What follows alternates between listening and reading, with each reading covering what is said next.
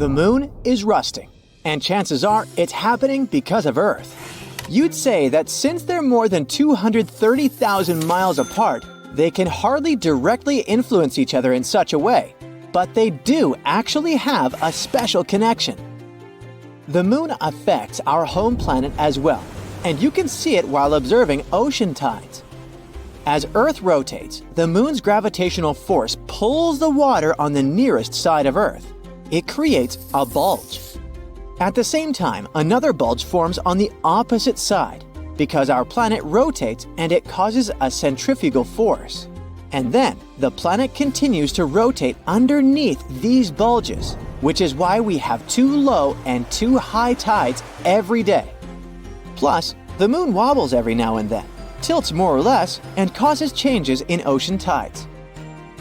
And in return, Earth's atmosphere is making our satellite rusty. Rust is that reddish substance you see on old gates or nails. Oh, and you know Vermilion Cliffs and the Grand Canyon? They also have that specific red color, thanks to rusty iron in the rocks. It forms when iron reacts with oxygen and water. Rust is common even on Mars. The planet's trademark color comes from the rust that's been there for a very long time. That's how the red planet got its nickname in the first place. Normally, you wouldn't say the moon is a place that would rust that easily since it's dry and doesn't really have an atmosphere. But a spacecraft studied the moon back in 2008 and detected spectra, wavelengths of light, that were reflecting off different surfaces of the moon. That's why it could analyze the lunar surface better. The data it brought showed that the lunar poles had different compositions than the rest of the moon. They had rocks that contained a lot of hematite. That's a specific type of iron oxide, or simply rust. No one expected that because there shouldn't be so much rust on the moon, considering the conditions there. But we know that there's some water up there on the surface of our satellite. That's why a few new theories popped out about different materials the moon could be hiding. It's possible that they formed because water had reacted with the rocks.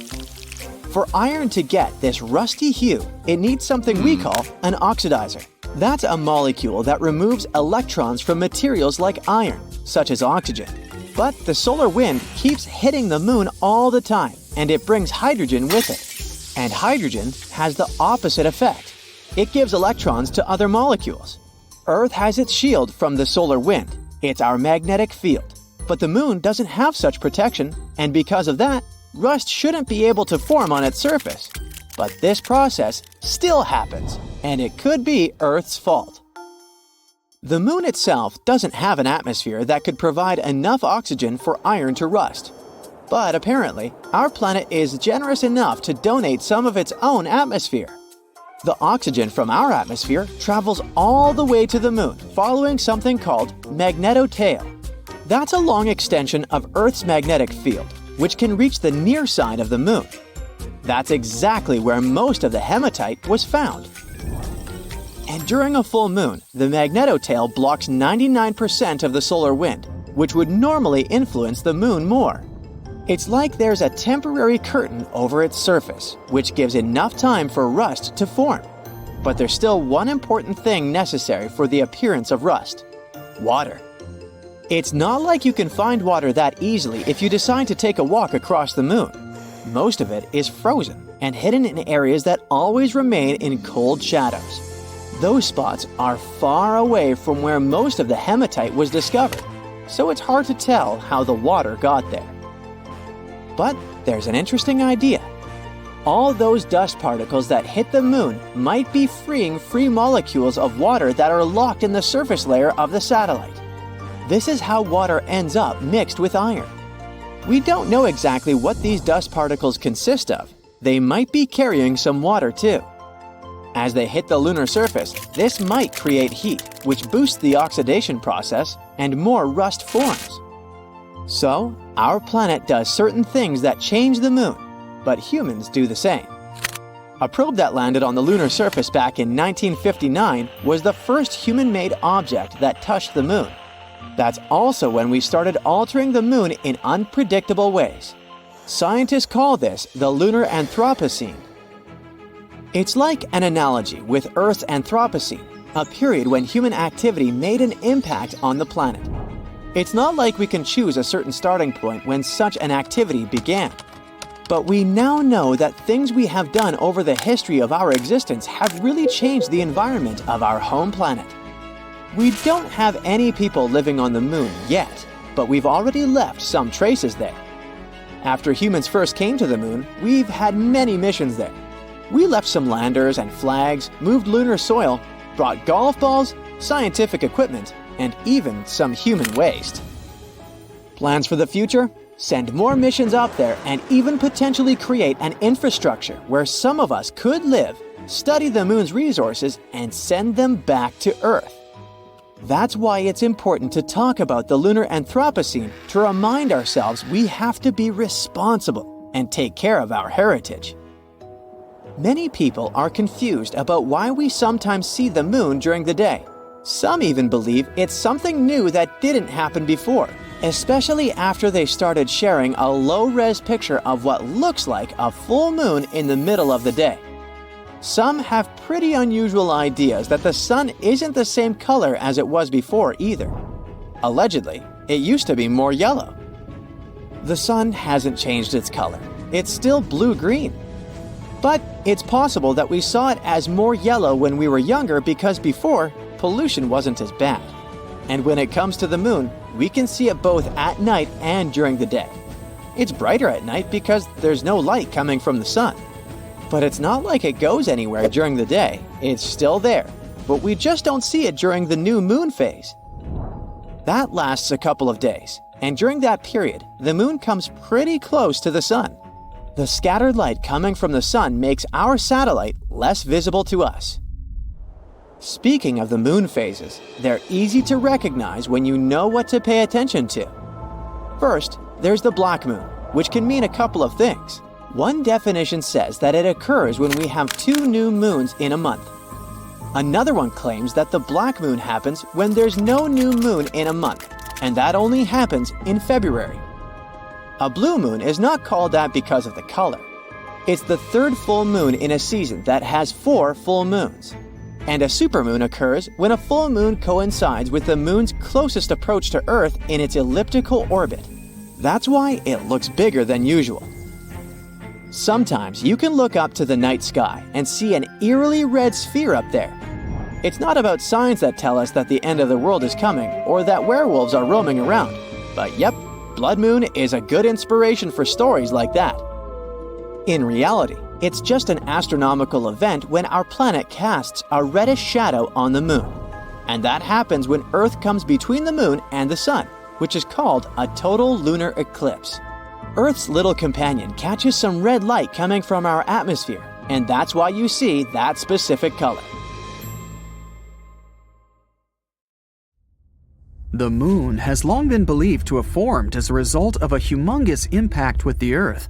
A Mars-sized celestial body could have driven itself into our planet and made part of its crust shatter. The resulting debris then packed together in a tight ball, which later became our moon. But there's one question that's been bugging scientists. The Earth's crust is poor in metals, so how come the moon has so much metal within it? The latest research basically throws the main theory out the window. So we again know nothing about our closest neighbors coming to existence. On the moon, iron is preserved in pristine condition because there's no oxygen. It simply can't rust there. But a couple of years ago, scientists made an unexpected discovery. In the higher regions of our satellite, iron is oxidized and actually rusting.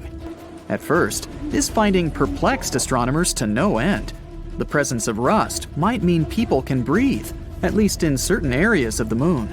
But then the explanation surfaced. Oxygen might have got to the lifeless rock from our own planet. In the absence of atmosphere, solar winds beat the moon relentlessly, and nothing can stop them. These flares could swoop some oxygen from the upper layers of the Earth's atmosphere and carry it all the way to the moon. The molecules then come to rest at the highest points of the moon's surface. That would explain why metals don't get oxidized in the ravines, and especially under the surface of the satellite. Water on Earth is actually a puzzle shrouded in mystery and covered with riddles. The most popular theory is that it was brought to our planet by icy comets and asteroids that left behind not only mighty craters, but the liquid substance, thanks to which we can now thrive. But there's a new advance which suggests another scenario. In space, there's a whole lot of organic matter, and under specific conditions, it could yield so much water, it would be enough to fill our oceans 1,000 times over. Researchers conducted an experiment in which they heated this organic matter and obtained clear water and oil. If this is confirmed in future studies, it could mean that even oil appeared on Earth, not only thanks to fossilized remains of living beings, but came from outer space as well. The climate changes we're witnessing are most probably part of a natural cycle. Researchers from the University of California, Santa Cruz have devised a pattern in our planet's climate variations, and they look like extremely long seasons. Sometimes, these states could last for millions of years, and they're all related to how the Earth is positioned relative to the Sun. The seasons were dubbed Ice House, Cool House, Warm House, and Hot House, according to the prevalent temperatures. For the past 3 million years, for example, our planet has been in the state of Ice House, since the last ice age was not so long ago. But humanity's actions, adding to the greenhouse effect, have pushed the climate state to warm house much faster than it would have come without us. When it finally comes, the overall temperature on Earth will rise to tropical values, something that the planet hasn't seen in over 50 million years. What a time to be alive! Back to the moon now. You can see it at different places, in different sizes, and even in different colors every night.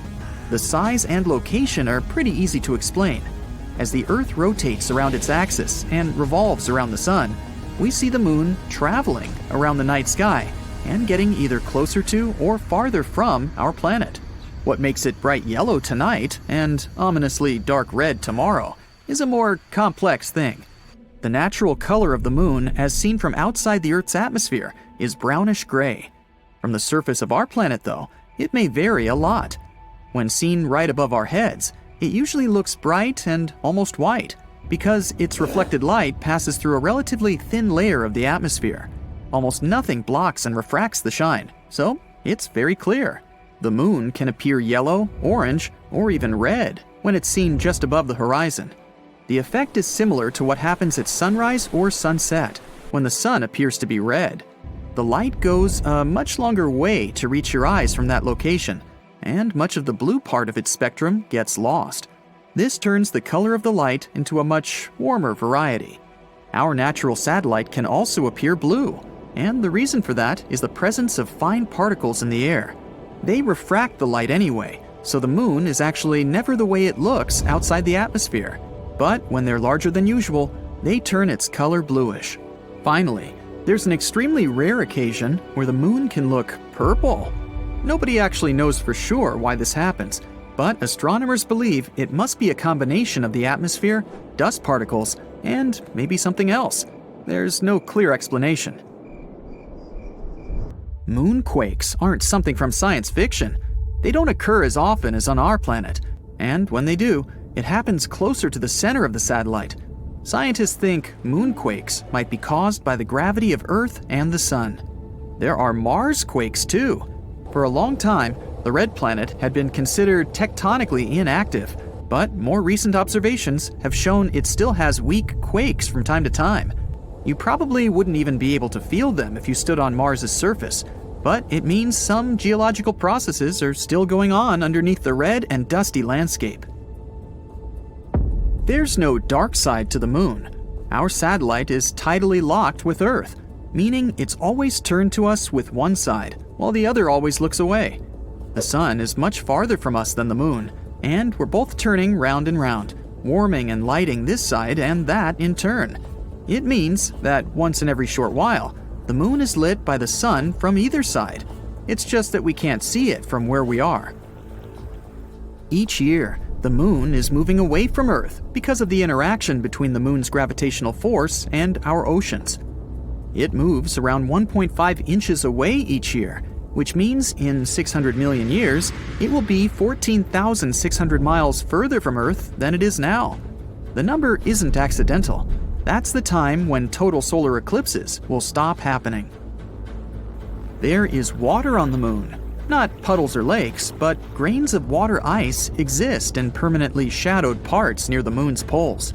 Scientists think water got on the moon a long time ago, during a period when both the moon and Earth were constantly struck by asteroids and comets. Those contain water ice.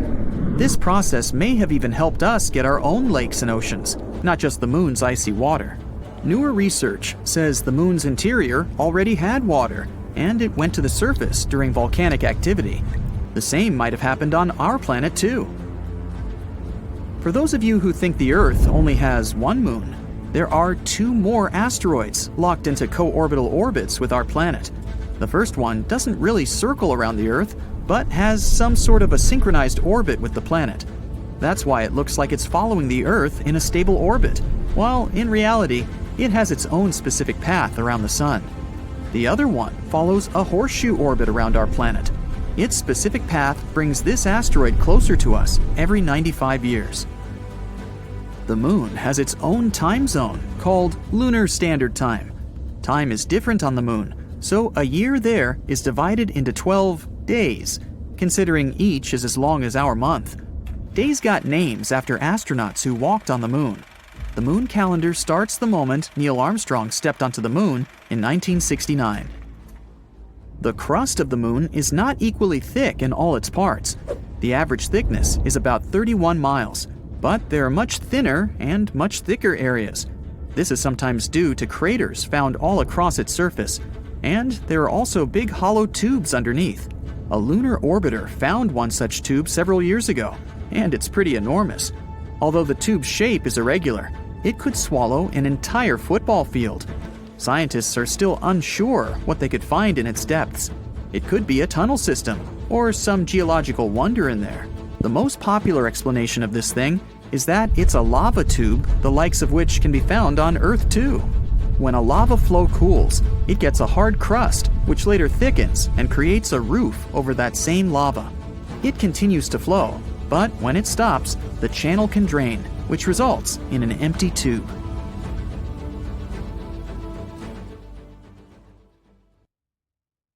Our moon exploration project started out in 1969. Sure, there have been some problems along the way, but astronomers are certain we'll get back up there pretty soon and with better knowledge and technology. However, there's an 800-year-old trick that might become way more useful than fancy GPS tech and powerful rockets. It's called the Fibonacci Sphere. Some scientists at a Hungarian university stumbled upon this idea while studying the moon. They believe it might be useful to better understand how the moon spins and how it's a bit squished while it goes around Earth. You might believe that our planet and its satellite are these perfect little spheres floating in space. Well, that's not true. They are in fact like slightly deflated soccer balls because of all the gravity, rotating movements, and tides. The GPS technology we use here on Earth is already adapted to these less than perfect ball proportions. Remember, our planet is a bit flattened at its poles. If we're going to make a map system for the moon, we need to do the same for its shape, called a solenoid, or what scientists call the moon's version of our Earth's shape. Since the moon is less compressed than our planet, scientists have been taking a shortcut until now. They've been looking at our satellite as a simple ball shape. However, with all these new projects coming up in the following decades and even some exciting trips we might end up having on the moon, we need to be more precise. Scientists now believe we should get the real data and start drawing an accurate picture of the moon. Here's where the Fibonacci Sphere comes in handy. It's a clever solution that's been used by mathematicians to spread points out evenly on a ball. Scientists recently used it to map around 100,000 spots on the moon using data previously collected by NASA. And what they found was crucial for our understanding of the moon's shape. For instance, we now know that our satellite's poles are about 0.3 miles closer to the center compared to the moon's equator. Sure, it might seem like a tiny detail, but if we adjust our GPS software accordingly before we land on the moon again, it might save us from getting lost up there. This level of math hasn't been done since the 60s for the moon, but we already know it works wonders here at home, so it only makes scientists better prepared for future missions. This isn't the first time people have used Fibonacci's findings to come up with clever solutions. We've also seen it put to work in finance, agriculture, and in computer science. Let's see where it all came from. Legend has it that the Italian mathematician Fibonacci wasn't really that interested in mathematical sequences at first, but rather in rabbits? So, he came up with this interesting puzzle. What happens if you place a pair of rabbits in a certain space for a year? He also set some theoretical rules. For starters, all those bunnies come in boy-girl pairs, and they can start reproducing after just a month. Each month, each bunny pair adds one more pair of bunny offspring.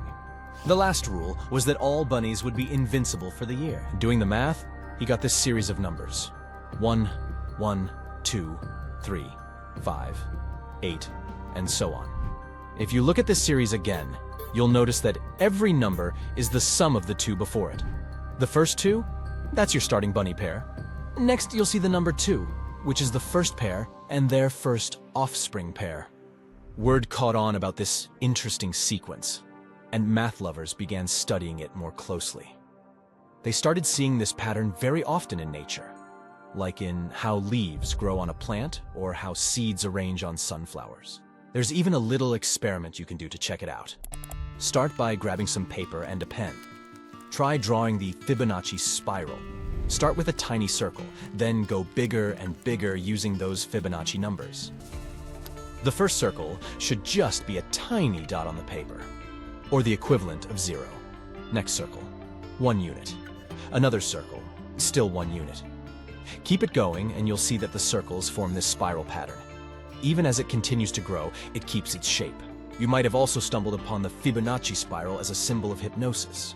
In all fairness, there's little evidence you can confuse someone by making them stare into a spiral for a while. But its effects on our focus and our optic nerves can't be ignored. After you've stared at a spinning spiral, you might see how objects get smaller or bigger depending on the direction of the swirl. It's easy to understand why some experience this sensation as hypnotizing. This interesting series of numbers appears in our day-to-day lives, even if we don't notice it. It can also be used in more practical instances, like converting miles to kilometers. Let's look at the series 1, 2, 3, 5, 8, 13. Pick any two numbers side by side. Say 13 and 21. Do the calculations and you'll notice that 13 miles is about 21 kilometers. Same with 34 and 55. Music and math might not seem like they're connected. But if you had asked the great Mozart, he probably wouldn't have agreed. It seems he was very passionate about numbers from early on in his career. He loved finding cool number patterns in music, like some sort of hidden messages. His own sister even remembered him doodling math all the time, even on the sides of his music sheets. Some scholars believe he might have even played around with the Fibonacci numbers. If that's really the case, then he might have used the ration to balance out parts of his tunes. What about other types of art? Well, it's also said that Leonardo da Vinci used the golden ratio in his masterpieces, like the Vitruvian Man and the Mona Lisa. Also, when it comes to great pieces of architecture, the Parthenon might have used this pattern too.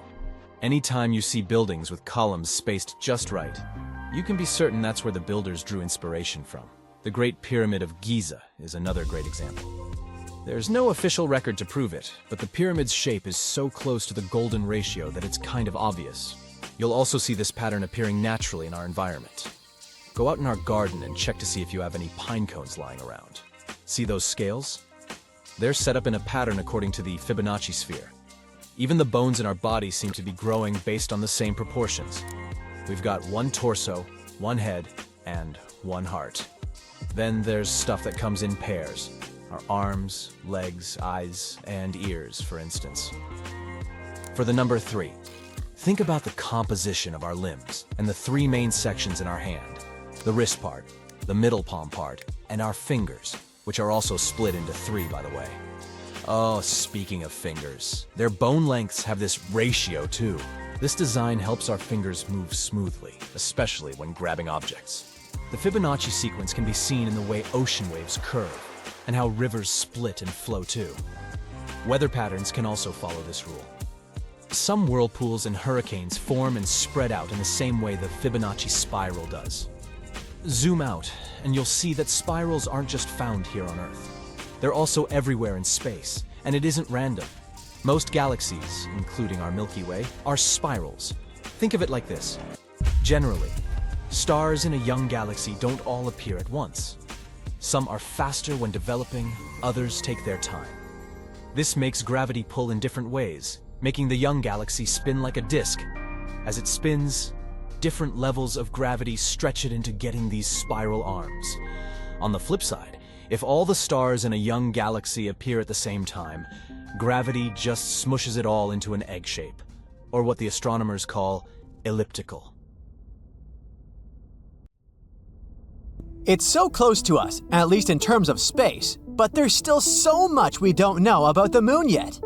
For example, Chinese researchers have collected soil samples from the moon and found out there might be billions of tiny glass spheres on the lunar surface. What's really cool is that they might hold enormous amounts of water.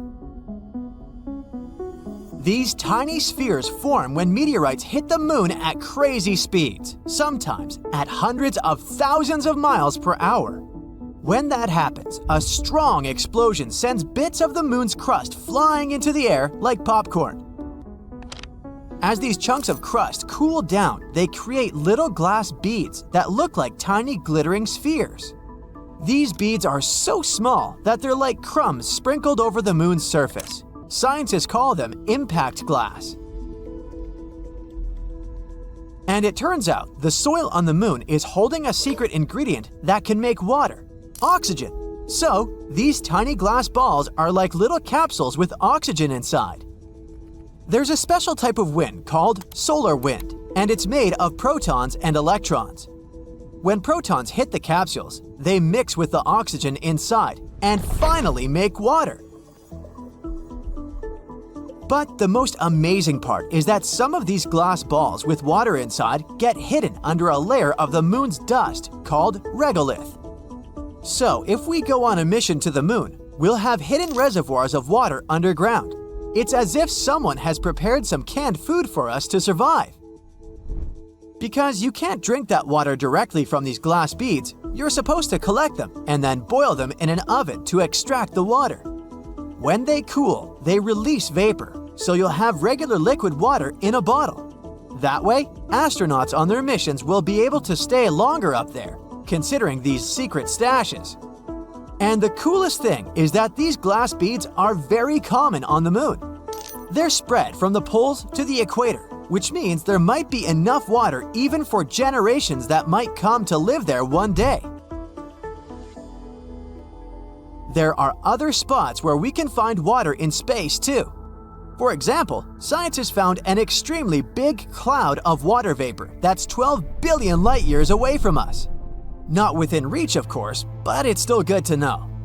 And we're talking about something bigger than we can imagine.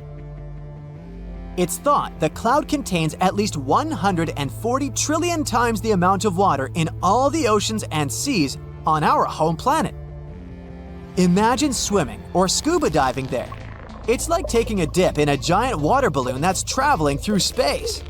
I mean, you wouldn't have a way out considering the amount of water in there, but hey, at least the view would be magnificent.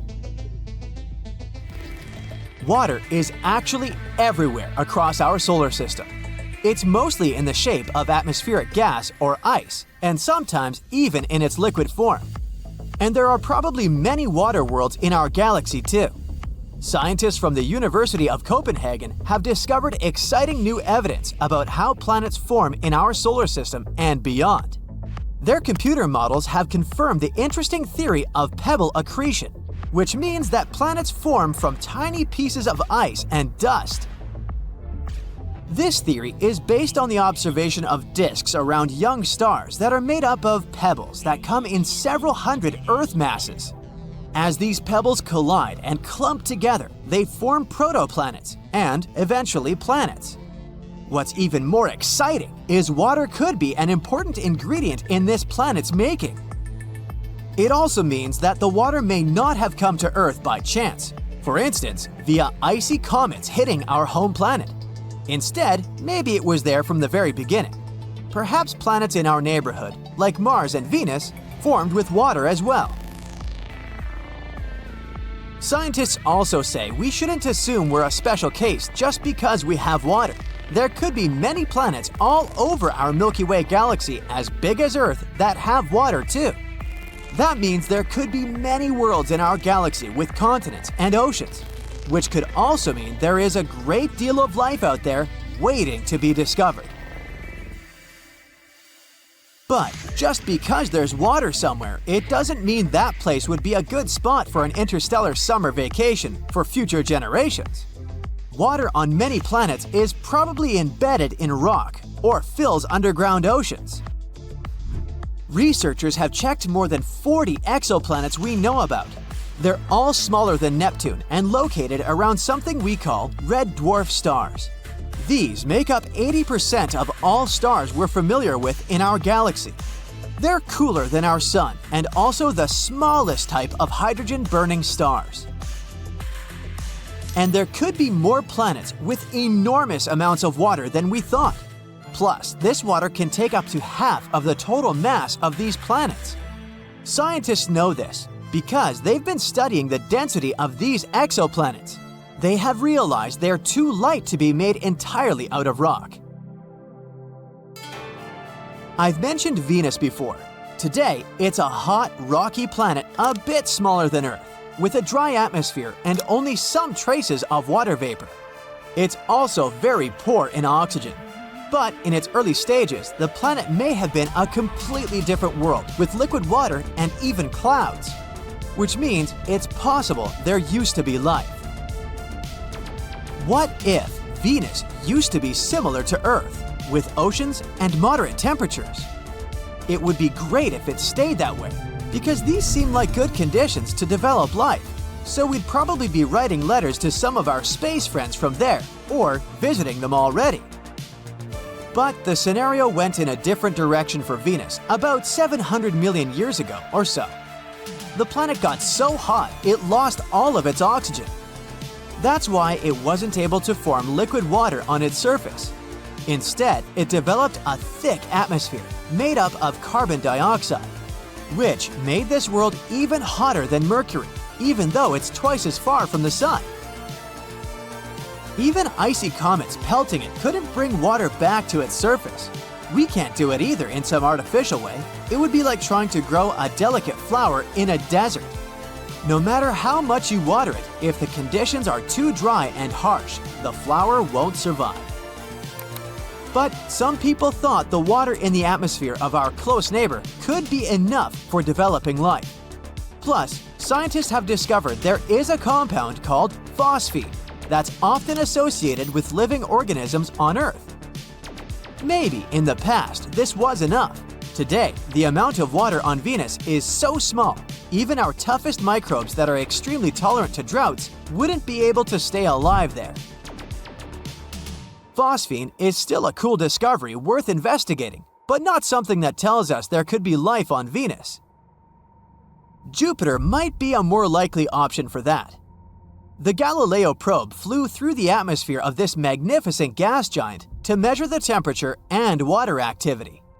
It found out there was enough water for life to exist in the planet's clouds, but sadly, there are not enough nutrients there. Plus, there's too much ultraviolet radiation, so most organisms wouldn't actually be able to survive there. And everyone knows Europa, one of Jupiter's moons. It's that very place in our solar system that has the biggest chances to support life. Its icy crust probably hides an ocean underneath. And because of Jupiter's gravity that affects Europa, the ocean is not frozen, but remains liquid. The ocean might be warm under that icy crust, probably thanks to hydrothermal vents. Enceladus, one of Saturn's moons, probably has even higher chances to host life than Europa. And it's one of the best candidates to have a beautiful, warm, and salty ocean beneath the surface. It has the coolest ice geysers that catapult into space about 1,000 tons of water every hour, together with salt, organic molecules, and some other materials.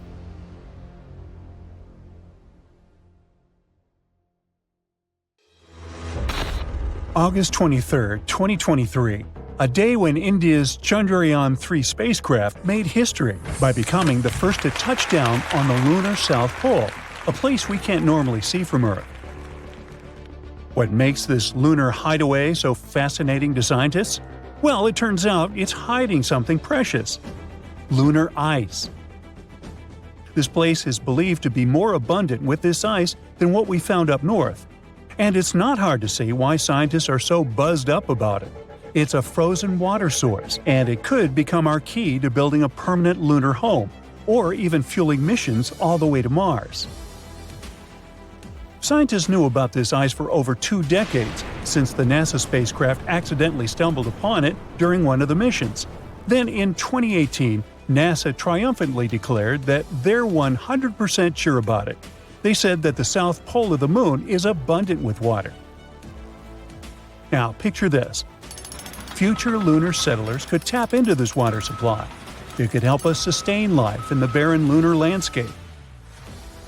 Plus, by cleverly splitting the water into oxygen and hydrogen, we could receive both air and rocket fuel. All this will make moon missions more feasible and self-sustaining. It's also a great glimpse into the past. This ice, maybe as old as the moon itself, could unlock the moon's and Earth's deep mysteries. But it turns out that water isn't rare in space at all. There might be lots of planets out there where life could thrive. We know this because we started finding water vapor around stars, and this water is remarkably similar to the water in our own solar system. This discovery suggests that the water on Earth originally came from space. Water forms around stars in the cloud of extremely hot vapor. Then it turns into ice and sticks to tiny dust particles. These particles stick together over time and become bigger objects, like comets, planets, and other things. Some of these become comets and planets in our own solar system. And this is how water is being spread across the universe, and it may be how it got to our planet and the moon too. Scientists think that the lunar ice might have journeyed here eons ago. Maybe it hitched a ride on water-rich asteroids that smacked into the moon's surface. All this has big implications for us. The southern pole is an ideal canvas for humanity to establish a real moon base. Imagine brick domes connected by secret underground tunnels. They'll be bustling with people busily operating computers. Some others will be cruising the lunar landscape in their jeeps or on their way to mine precious resources. We have some pretty cool ideas on how to build this. First, you probably imagine hauling hefty and water-draining shelters all the way from Earth. But maybe there's a more effective way. Think about our history as a civilization. Every time we ventured to a new place, we surveyed the surroundings for available resources and used them to survive and thrive. This is how we spread across our own planet. So why shouldn't we spread across the moon the same way? Now, you might wonder what resources the moon might offer. We know about the ice, and it can be turned into water. But we can clearly see that our planet lacks lush greenery and edible food. Well, it might not be obvious, but the moon does have something to offer: mineral resources and sunlight. Unlike Earth, where the sun rises and sets, the lunar poles offer quite a beautiful sight. The sun gracefully orbits the horizon the entire day, which means it can provide an almost uninterrupted source of power. Imagine living in a world bathed in perpetual sunlight. I'm sure the solar panels will love it. Me? Not so much. Still, we could use not only the sun's light, but also its heat. Honestly, we should just use everything. If we're left with spare metal while producing oxygen, find a purpose for that metal too. We need to treat the environment responsibly, not only on Earth, but on the moon as well. Which is why scientists are learning how to turn the moon's most abundant resources, regolith, into sturdy bricks. They've been quite inventive in figuring out how to create moon bricks. Scientists want to use the sun's heat to melt lunar dust, layer by layer, essentially creating a 3D printer for moon dust. Engineers have also cooked up bricks using solar ovens and zapped lunar soil with microwaves. They become quite adept at it. So yeah, perhaps we're going to establish a little brick factory on the moon and build regolith houses. It's like Minecraft in real life. As soon as you find some cool new material, you gotta build a tiny house with it. If successful, these bricks could be used to construct entire buildings, potentially covering inflatable modules or giving new life to abandoned landers. So, will astronauts need to become skilled bricklayers? Well, they won't do everything themselves. We'd have to create a small automated system involving robots working collaboratively. Humans will, of course, oversee the construction site. Despite all this automation, scientists believe that living on the Moon is going to be, well, call it cozy. The designs may involve stacked living quarters or multi-purpose areas. However, there would be some challenges too. On the Moon, things get extreme. Imagine scorching temperatures that can go up to 212 degrees Fahrenheit during the day, and at night, they plunge down to a chilly minus 290 degrees. And it's not just the weather. The Moon gets relentlessly exposed to solar radiation, cosmic rays, and micrometeorite impacts. All these things gradually wear down anything on its surface. Another big challenge is the lunar dust. On the Moon, there's no air to breathe, and the dust there can cause problems. And this one isn't only regular dust. It's super clingy and can even make astronauts sneeze and have watery eyes, as if they're having a lunar hay fever. It can also damage equipment and spacesuits. It's not something you want to mess with. Scientists have found that the dust is made when meteors hit the Moon, creating tiny particles and sharp glass shards. It's toxic, and its tiny particles can float around in low lunar gravity, making it hard to breathe.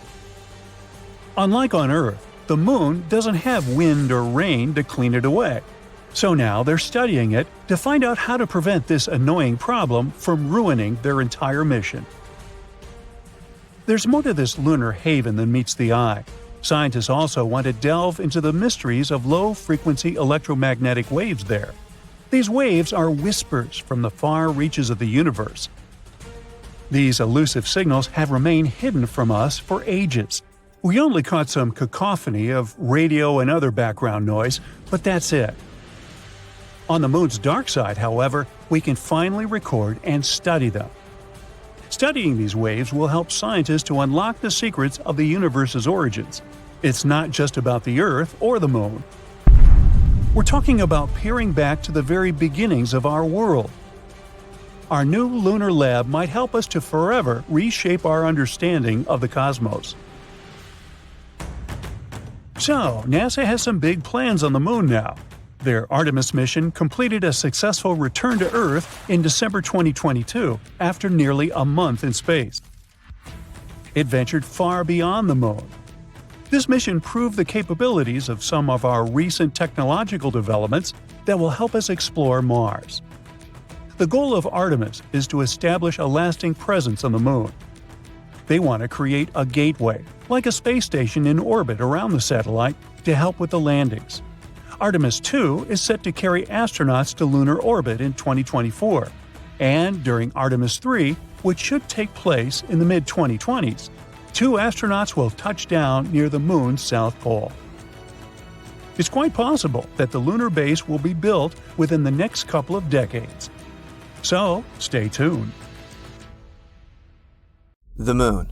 A beautiful, natural satellite with some mysterious dark splotches. We always see only one side of it, so we're used to this image. It's hard to imagine the Moon looking any other way. But it used to be different. Oh ho ho, it used to be so different. Picture this, a huge incandescent satellite in the sky that is causing constant tsunamis. I suggest we go very far into the past to see what the Moon was like many, many years ago. The Moon formed around 4.5 billion years ago. At that time, our green-blue planet was still a red-hot, insanely unstable piece of rock flying in space. We didn't have the Moon yet, and a day on our planet only lasted 6 hours, which meant only 3 hours of daylight. Volcanoes erupted all over the place, releasing poisonous gas into the air, and a bunch of meteorites regularly crashed into the planet. At the same time, 4.5 billion years ago, the so-called Big Splash occurred, or, as scientists call it, the Giant Impact Hypothesis. It claims that once an object the size of Mars crashed into Earth. Mars is about 2 times as small as our planet, so the blow wasn't too bad, but it was quite catastrophic. This powerful impact tore off part of the outer layers of that Mars-sized object and Earth. The very core of this space body merged with Earth's own dense core, and a huge number of fragments of Earth flew into outer space. So, this was the beginning of our moon, or, saying in a scientific way, the process of differentiation has begun. This is the process all planetary bodies go through at the beginning of their lives. Since the impact was very hot, its heat carried away most of the gases and liquids from the broken pieces of Earth. Only a relatively dry stone surface remained. So yeah, there is water and gases on the moon, but in very small quantities. The gravity of our planet was strong enough to make all these hot stone fragments stay in its orbit, and they gradually began to stick together. The chemicals they contained were distributed in layers. Iron, which was heavier, sank deeper inside, and lighter elements formed the surface.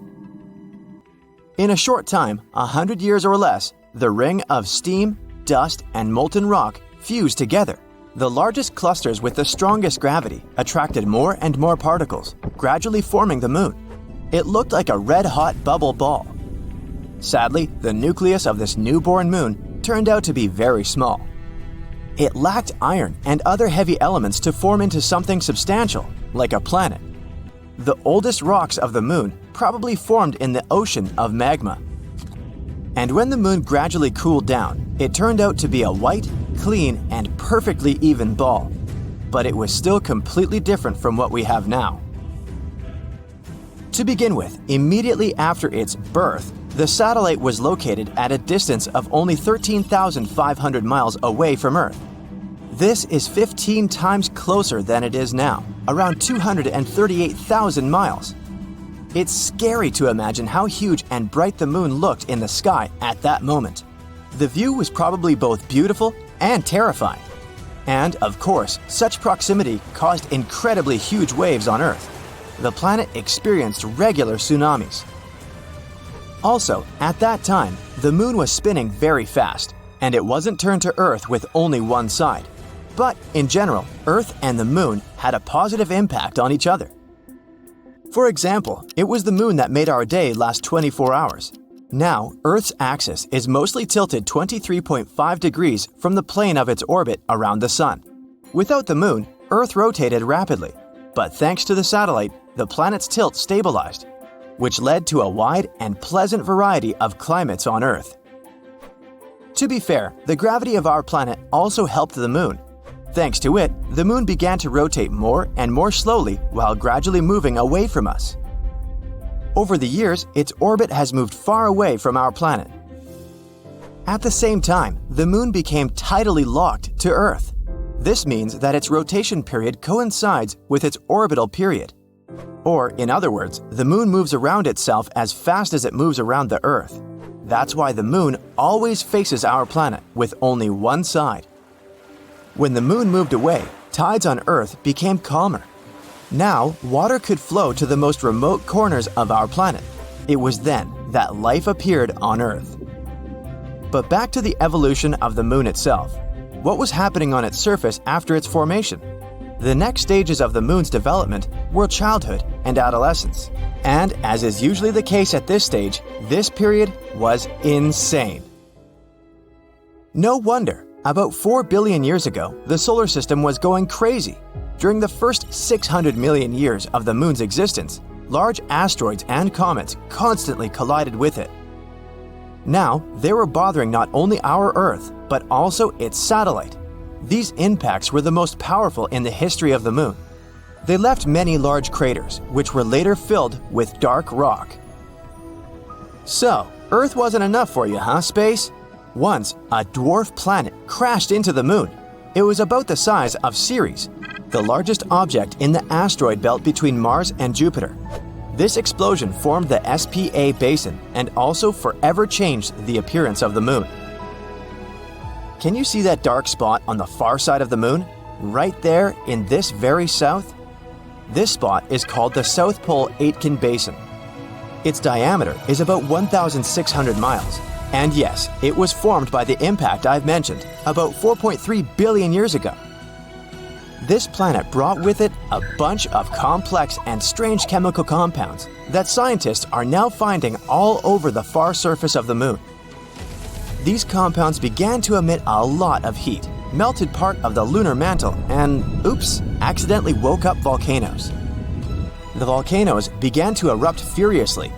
A huge amount of magma was distributed over the surface of the moon. Many years later, it cooled down, leaving behind those famous dark splotches that we're so used to. They're called the lunar maria. There are much fewer craters there than on the lunar highlands. But for the last billion years, the moon has been geologically inactive, except for occasional collisions with meteorites. In general, the appearance of the moon changed forever as a result of these events, and, battered and tired, it entered adulthood. But even then, it couldn't get any peace.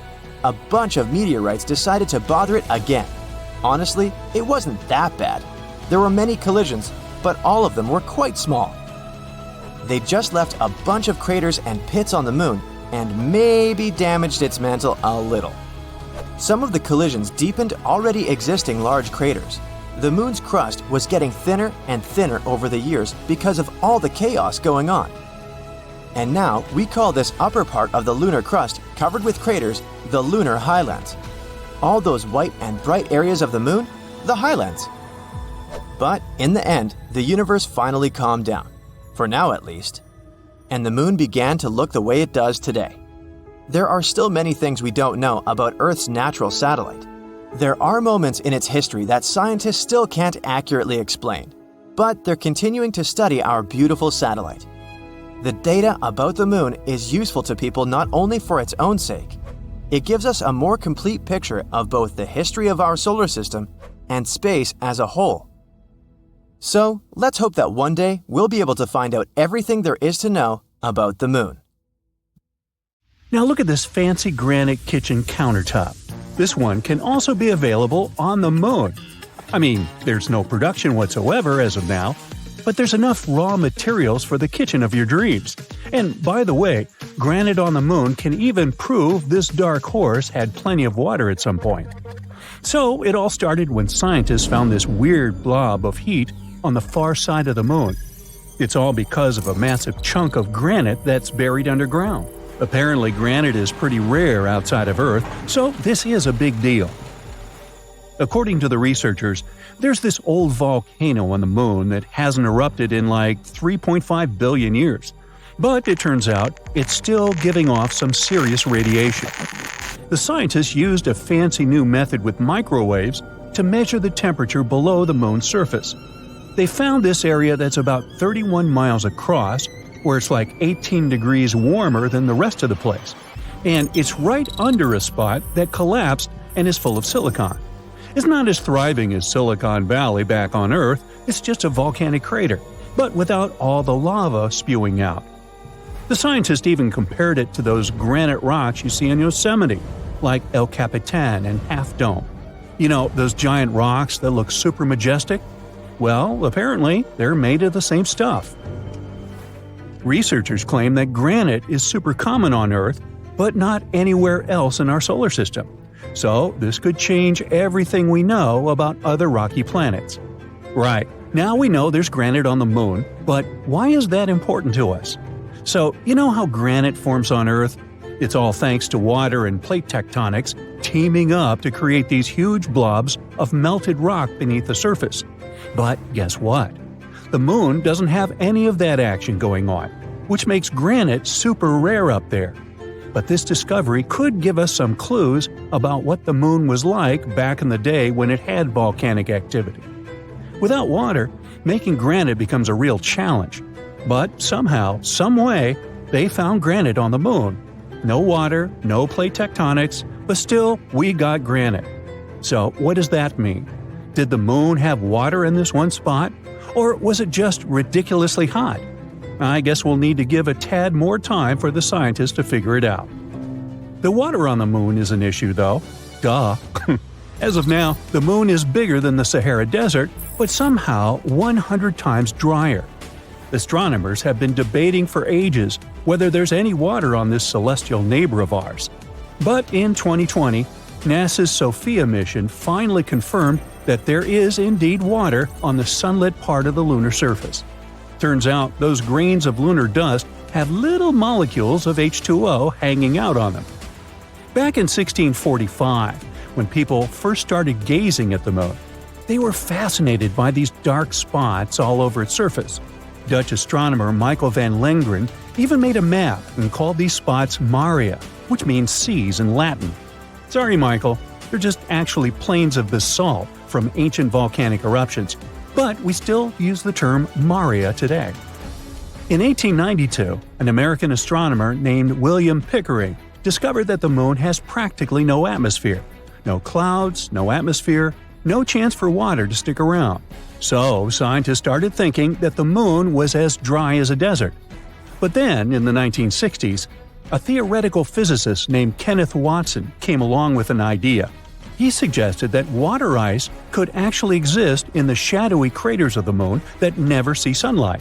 These areas are called permanently shadowed regions. It was a mind-blowing concept at the time. The Apollo missions from 1969 to 1972 finally gave us the chance to look for water on the Moon up close and personal.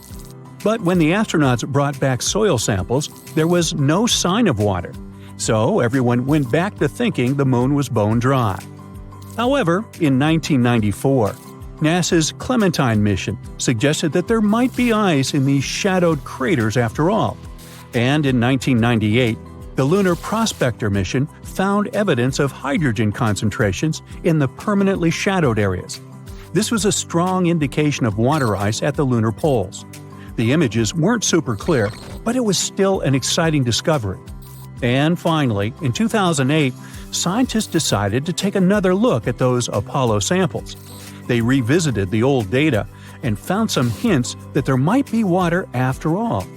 It was like finding buried treasure in your own backyard. As you can see, the Moon is a pretty promising destination. It even has enough stuff to produce your food supplements – calcium, magnesium, you name it. Just kidding, it's not the best idea to munch on them to boost your diet. But there are a bunch of other applications they can be used for. Calcium is like the fourth most popular element hanging out in the lunar highlands. But here's the cool part. Pure calcium metal is actually super flexible and can conduct electricity like a boss when there's no oxygen around. Who knew, right? Anorthite is a rare gem here on Earth, but up on the Moon, it's partly central for calcium. It can even help make those groovy silicon-based solar cells. To make them, you need some lunar silicon, iron, titanium oxide, and of course, our buddy calcium and aluminum. It's like a recipe for solar success up there in space. The Moon even has precious metals like gold. In 2009, NASA was on a lunar mission and they found some gold in the lunar soil. They had a spacecraft right behind the rocket, equipped with a fancy spectrometer. Its job was to study all the debris that got released when the rocket crashed. And they found all sorts of chemicals, like carbon monoxide, carbon dioxide, ammonia, sodium, hydrogen, and even a little bit of mercury, gold, and silver. Hey, vampires beware. Now I know it's been quite a while since then, like 14 years to be exact, but measuring how much gold is actually there has been a real challenge. You see, it's hiding deep beneath the lunar regolith, making it tricky to get an accurate count. Yeah, metals are fun and lunar water may have existed, but what about food? Good news, everyone! Scientists are saying that plants can actually grow on the Moon, but don't expect a luscious orchard. It'll be more like a moderate garden with just a couple of beds. Here's the scoop. A while back, those awesome Apollo astronauts collected samples of lunar surface material called regolith and brought them back to Earth. Fast forward 50 years, and NASA decided to use 3 of those samples to try growing plants for the very first time. They used dirt from under the lunar rover bumper to grow these plants. The team added water and seeds to the samples, giving each plant a gram of regolith. Then they placed them in a clean room and added nutrient solutions every day. And they succeeded. During that challenge, the brilliant minds dealt with small plants like mustard greens in the nutrient-poor lunar soil. Yeah, we'll have to export olive oil from Earth to dress it. So, plants can indeed grow in the Moon's soil. However, they won't be as strong and healthy as the ones grown on good old Earth soil, or even the ones in the control group grown in a lunar simulant made of volcanic ash. But hey, it's just a start. We're still to find out if our dear Moon is hiding more treasures. People haven't set foot on the Moon in several decades, but the situation is going to change soon. NASA's Artemis program is going to send a few missions to Earth's natural satellite. The first astronauts might step on the surface of the Moon already in 2025, as part of Artemis 3, if the current schedule holds, that is. And then the next stage will start, and it will be an even more ambitious project than sending humans to the Moon again. NASA wants to construct a base camp at our satellite's south pole. Such an outpost will help the Artemis mission to break the previous record for the longest stay on the Moon. So far, it's 74 hours, 59 minutes, and 38 seconds. Plus, such a camp can serve as a jumping-off point for missions setting off for deep space. According to NASA, at first it's going to be a small camp, accommodating missions for a week or two. But soon, it'll grow in size and complexity and will be able to sustain crews for a couple of months at a time. There might also be an open-top rover similar to the one used in the Apollo missions and an RV. These options can provide mobility for astronauts while they live and work at the camp. With each new trip, the level of comfort of space explorers will increase. Specialists are now developing the technologies that will help people to work more easily on the Moon, far away from home. There's also hope that building such a camp can help us prepare for an even more challenging step: human exploration of Mars. For the camp to function properly, it's very important to be able to find and extract resources from the satellite's rocks and dust. These resources can include water ice, metals, oxygen, and even some building materials. It'll help to lighten the load with supplies delivered to the Moon. It can also potentially allow astronauts to remain there for longer periods of time. Now, why the lunar South Pole? There are two very important reasons. First, building the base camp there will allow astronauts to have periods of continuous light from the Sun. The Moon is tilted in such a way that its South Pole experiences up to 2 months of continuous light every year, when the Sun is circling above the horizon all the time. And all this abundant sunlight can provide the camp with a lot of solar power. At the moment, NASA is trying to design a solar array that could stay more than 30 feet in the air. This way, it'll be able to make the most of the available sunlight. The second reason for choosing this location is deep craters that have been shrouded in darkness for billions of years, also because of the Moon's peculiar tilt. Some of these craters haven't seen sunlight since the time of their formation. They're also known as permanently shadowed regions, and that's where scientists have found evidence of water ice. If we manage to access this frozen water and it turns out there's a lot of it there, it'll be hugely valuable for the inhabitants of the base camp. Plus, it might supply flights back to Earth, or further on to Mars. We don't know yet whether there's a lot of water in that region or whether it's free of contaminants, but NASA is going to find out. One of the ways to do it is to use Viper. This mobile robot is likely to arrive at the lunar South Pole in 2024. The Lunar Terrain Vehicle, or LTV for short, is scheduled to arrive on a mission in 2025. Astronauts will be able to operate it remotely, and it's likely to be able to avoid such hazards as rocks and craters on its own. Astronauts will then explore their surroundings either from the safety of the lander on earlier missions or later on from the base camp itself. Plus, NASA will use the LTV to conduct scientific or mission-related work even during periods of time when there will be no humans on the Moon.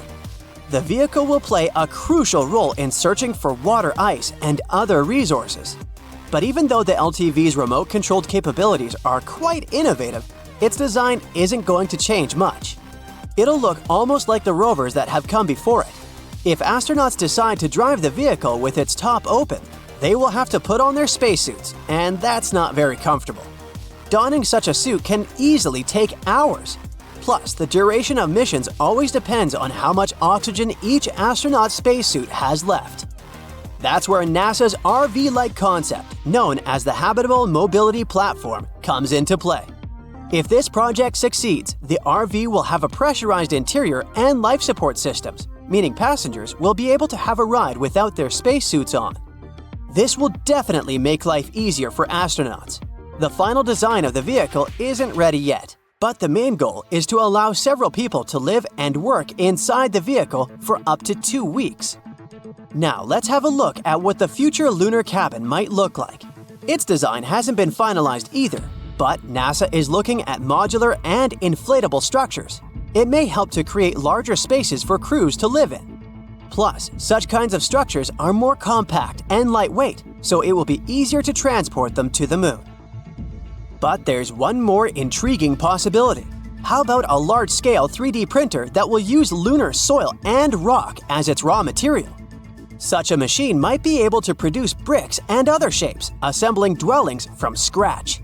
A prototype 3D printer is now building a test structure in Houston. Also, the first towns on the moon could probably be built in craters. They might be covered with protective materials like plastic, reinforced with a net made of titanium and UV-resistant superfiber. The inhabitants would have to access their homes through airlock entrances dug into a mound. Bilbo Baggins would surely appreciate their aesthetics. On the moon, gravity is way weaker than on our home planet. And while it can make it easier for astronauts to walk and even run on the moon's surface, it's not so great in the long run. That's why inside the lunar base, there might be an artificial gravitational field.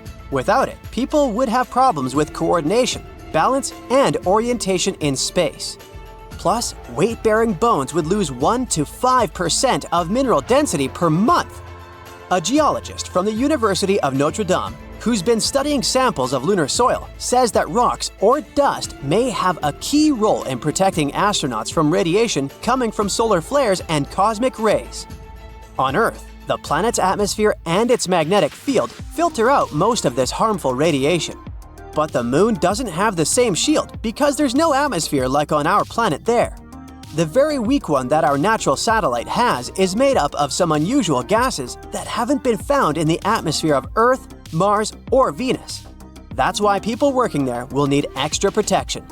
The experts say that up to 6 feet of lunar material might be needed to shield astronauts from the radiation. But besides building materials and water, there's another crucial resource on the moon, and it's oxygen. NASA hopes to start extracting this gas from moon rocks. They also hope to find metals like aluminum. This could allow astronauts to live off the land, and the base would become much more self-sufficient than expected. It could turn into a resupply station for spaceships heading for Mars. But a colony on Mars would cost us trillions of dollars to construct and inhabit. It would take a long time for even one cargo ship to reach the red planet. Lunar camps are much easier to build and maintain. There will likely be direct spaceship routes connecting the satellite with Earth, and people will need just 3 days to travel between these 2 points. That's one of the reasons the colonies on the moon will be growing, developing, and changing non-stop. Do you know that these days our planet has not one, but several moons? Well, kind of. Astronomers have recently discovered another moon orbiting Earth. But it's not what you might be imagining. It's actually an asteroid trailing along beside our planet in a complex semi-orbit. The asteroid was named 2023 FW13, and instead of simply orbiting our planet like the moon does, it orbits the sun. But its orbit is so unusual that it causes the asteroid to circle Earth too, keeping it in roughly the same area as our planet, even though it doesn't orbit it directly. You've probably already realized that 2023 FW13 isn't the kind of moon where we could send a mission. It's way smaller and farther away than our natural satellite. The newly found space object is a mere 50 feet across and is floating 9 million miles away, and that's when it's the closest to Earth. This distance is around 35 times as great as that between our planet and the moon. On the other hand, cosmically speaking, it's just next door. For the first time, the quasi-moon was spotted by astronomers at the Pan-STARRS Observatory on Haleakala in Hawaii in March 2023.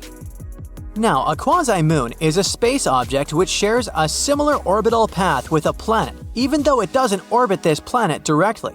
Plus, it has a steady relative position to this planet. True moons always keep a relatively consistent distance from their parent planet, but quasi-moons have more complex paths.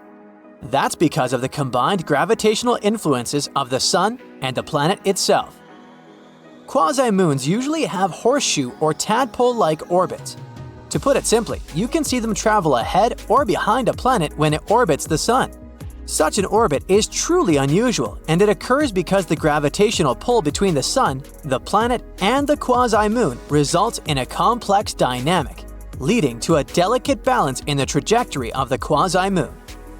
When a quasi-moon moves ahead of a planet, it tends to slow down with time, and in the end it falls behind because of the gravitational influence of the planet. Similarly, when a quasi-moon falls behind at first, it later starts speeding up and begins to move ahead of the planet.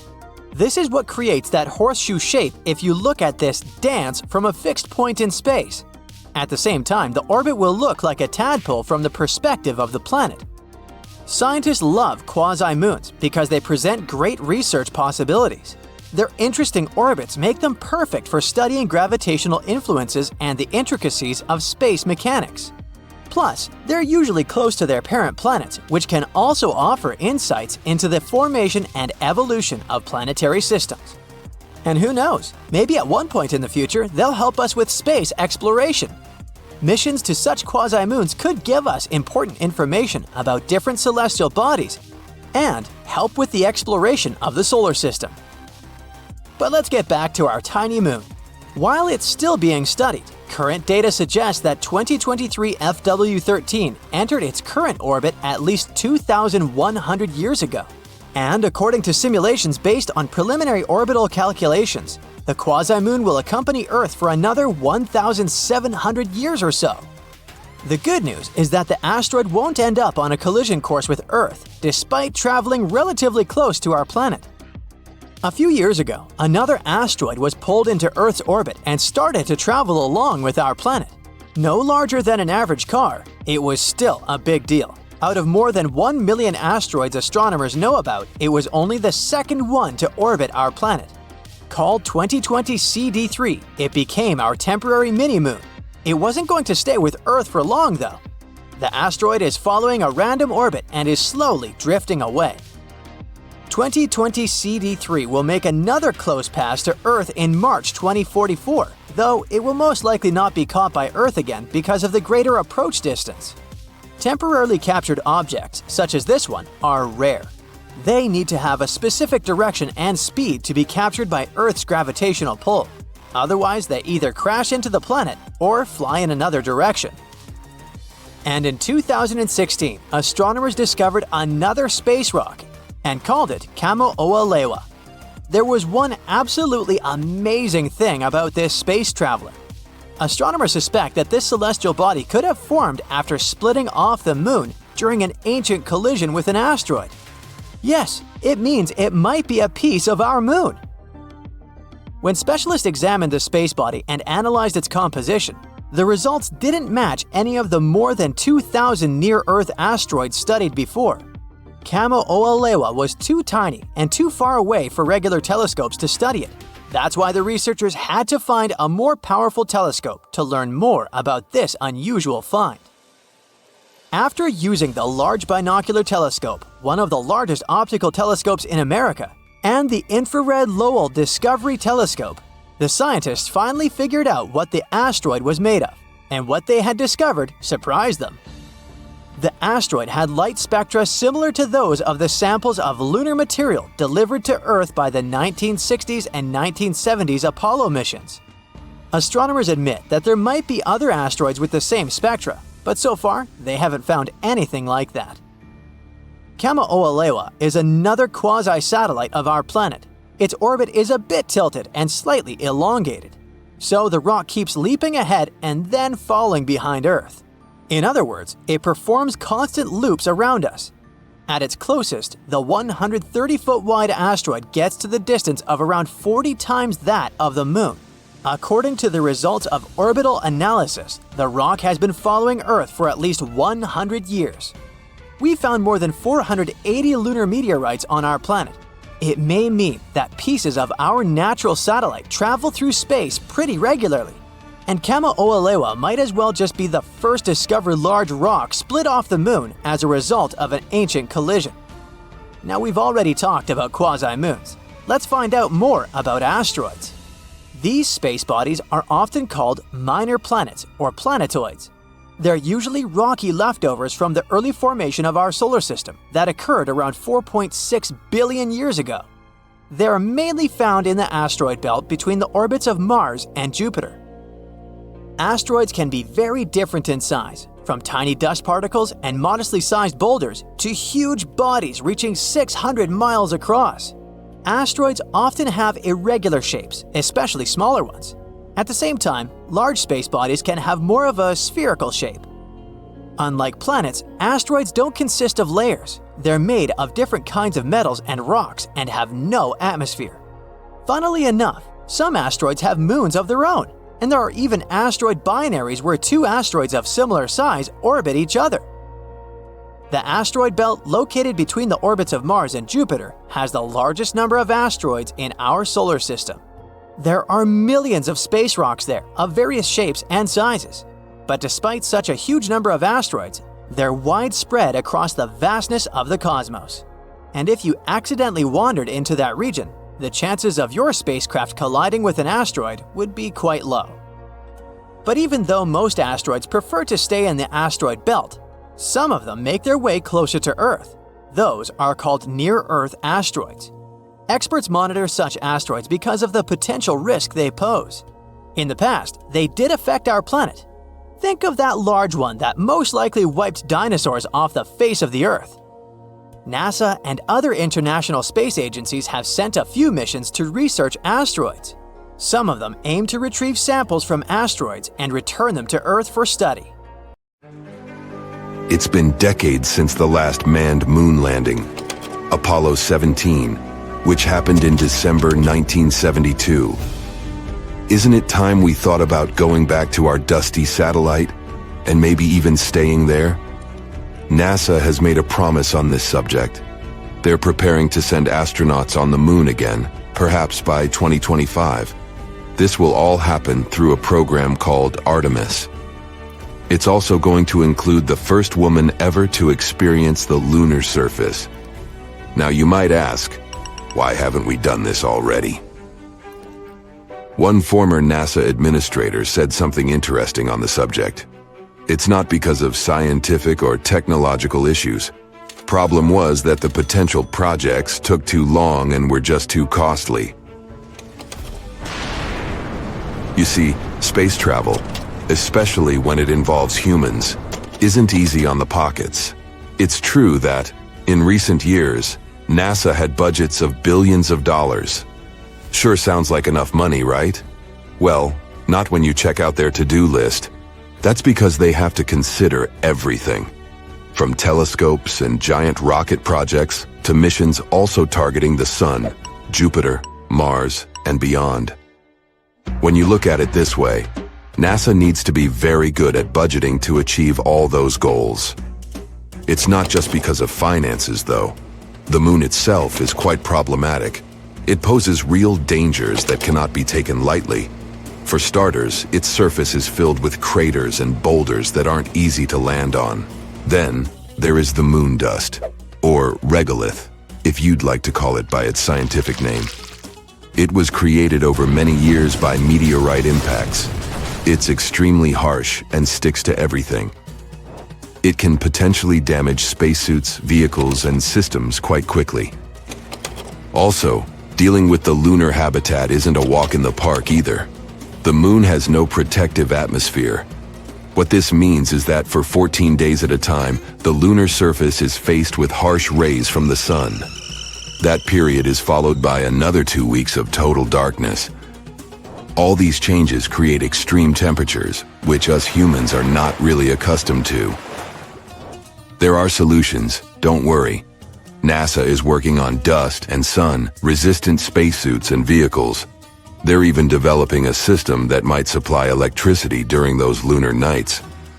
What's even more interesting about this system is it could come in handy on Mars too, once we get there. NASA also needs to draw in really smart people for its projects. Think about it. The average age of the people working for the mission control for Apollo 13 was just 26 years old. And these people had already been part of numerous missions by that time, which means they'd had considerable experience from a very young age. But here's where other individuals can help too. In recent years, it wasn't just NASA who's been working tirelessly to revolutionize space travel. There are many successful people out there with enough resources to join in on these efforts. Some are developing new types of rockets that can land on the moon too. In total, NASA landed 12 people on our satellite. It's definitely one of the most awesome moments in its history, if not the best. And those astronauts did amazing things up there. They brought back rocks, took snapshots, did science experiments, and even left flags behind. These were all important moments of the Apollo missions, but they weren't meant to create a safe place for humans on the moon. Scientists have had this idea of a lunar space station for a long time now. It's only logical. After all, it's just a 3-day trip from Earth. It means we can, technically, afford to make little mistakes here and there, without messing up the whole project. Plus, we'd learn so much before venturing even further into space. A moon base could provide fuel for deep space missions. We could also build telescopes up there and launch them way easier in space. It could also help us in another important project: figure out how to make Mars habitable too. Not to mention, a lunar space station would help us learn more about the moon's origin. Who knows, it could even bring in some money because of all that fun, exciting lunar tourism. Either way, the Apollo moon program took a lot of work. For starters, let's look at the sheer number of people involved. Around 400,000 from every corner of the states. Not everything was picture perfect, tough. There were two main unfortunate events. Firstly, a fire mishap at the launch pad of Apollo 1. Secondly, an oxygen tank decided to throw a tantrum on Apollo 13, causing severe issues mid-mission.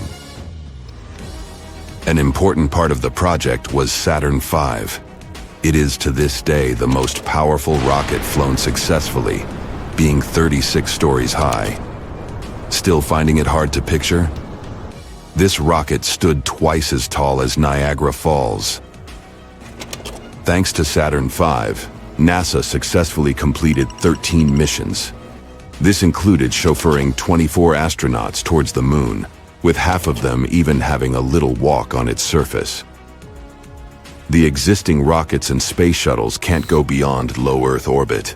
In simpler terms, they can't reach the moon with all the gadgets astronauts need to thrive. Current space vehicles are just not capable of carrying that load, at least not since the Apollo missions happened. Regardless, we did make a lot of progress on Earth and are ready to send astronauts to our satellite pretty soon. Here's where the Artemis project comes in. It's a program overseen by NASA. And to make sure it all goes well, NASA previously launched Orion, a spacecraft with no crew on board to orbit the moon and return to Earth. Think of it as an automated test drive. Before we actually send people out there again, we need to make sure all the devices work properly. One day, Orion will be the vehicle that will take astronauts to the moon again. It features a launch abort system to keep astronauts safe in case something bad happens during launch. It also has a service module, which is the powerhouse that fuels and propels Orion and keeps astronauts alive with water, oxygen, power, and temperature control. All these future projects make one wonder, what will life on the moon be like anyway? We can only use our imagination for now. Some say we'll be living in homes straight out of a fairy tale, something like a cozy hobbit hole. Living underground on the moon might be a must. That's due to the scorching temperatures and the lack of oxygen. If you add meteorite threats and the non-stop radiation, it's no wonder we can't just walk on its surface. What about transportation? Big and small companies alike are trying to create the ideal moon ride. If current estimations are current, one type of moon taxi will take off as soon as 2024. Unlike our current rockets, these space taxis won't have to deal with the harsh conditions of re-entering Earth's atmosphere. It will be easier for them to make multiple round trips. To support our lunar living, we'll need to have a special area for space taxis to safely take off and land. Think of it as a landing pad on a firm, flat stretch of moon surface, protected by walls to shield against moon dust.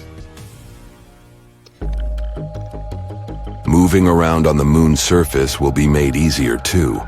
The next generation vehicles we're talking about will have their own controlled environment, which means you won't need a spacesuit while inside. Should feel like stepping out of your space ride for a bit. Then of course, you'll need to put on your spacesuit. All right. So we've got our homes and our rides sorted. But what about fuel? That's where the moon throws us a lifeline. The moon's lighter gravity means we don't need as much power to escape its pull. Plus, the moon has ice, and that's super handy. We might be able to convert this ice into rocket fuel. We'll need dedicated space gadgets to help gather this ice. One such tool is called Trident. It's like a drill, perfect for digging into the icy moon surface. Additional robotic helpers would then turn this ice into fuel and deliver it to a space gas station. If this works, rockets on their way to Mars could stop by for a quick fuel top-up before continuing their journey. NASA has some incredible plans for the moon. For example, their next ambitious lunar program, Artemis II. They've set their sights on landing astronauts, including the first woman and the next man, on the moon by 2024. Artemis is all about building a sustainable presence on the moon. They're planning to establish a lunar gateway, a sort of space station in lunar orbit, which will serve as a jumping-off point for lunar landings. And let's not forget about the cool lunar landers. Scientists are developing the mighty Space Launch System rocket, which will launch the Orion spacecraft carrying astronauts towards the moon. Then there's the Human Landing System, a snazzy lunar lander that will gently touch down on the moon's surface, allowing astronauts to explore and conduct amazing scientific experiments. And NASA isn't going alone this time. They're teaming up with international partners, like the European Space Agency, to make this lunar dream a reality. But all these wonderful dreams might be ruined by something that seems super small and insignificant at first. Picture this: no atmosphere, no air to breathe, and suddenly, a mysterious haze and radiant beams of light appear at sunrise and sunset. It's as if the moon is putting on a celestial show. But there is a twist to this beauty. During the Apollo 17 mission in 1972, this beautiful sight made one of the NASA astronauts, Harrison Schmitt, sneeze and made his eyes water. He called it lunar hay fever. This mysterious fever affected all 12 moonwalkers. From sneezing fits to stuffy noses, those astronauts experienced symptoms as if they caught a cold. It took days for the reactions to fade away. This event led to a discovery about lunar dust and its darker side. When scientists found out about these rays, they rolled up their sleeves and delved into their origins. And here's what they discovered. Those radiant bands of light were actually caused by sunlight sneaking through layers of teeny tiny lunar dust.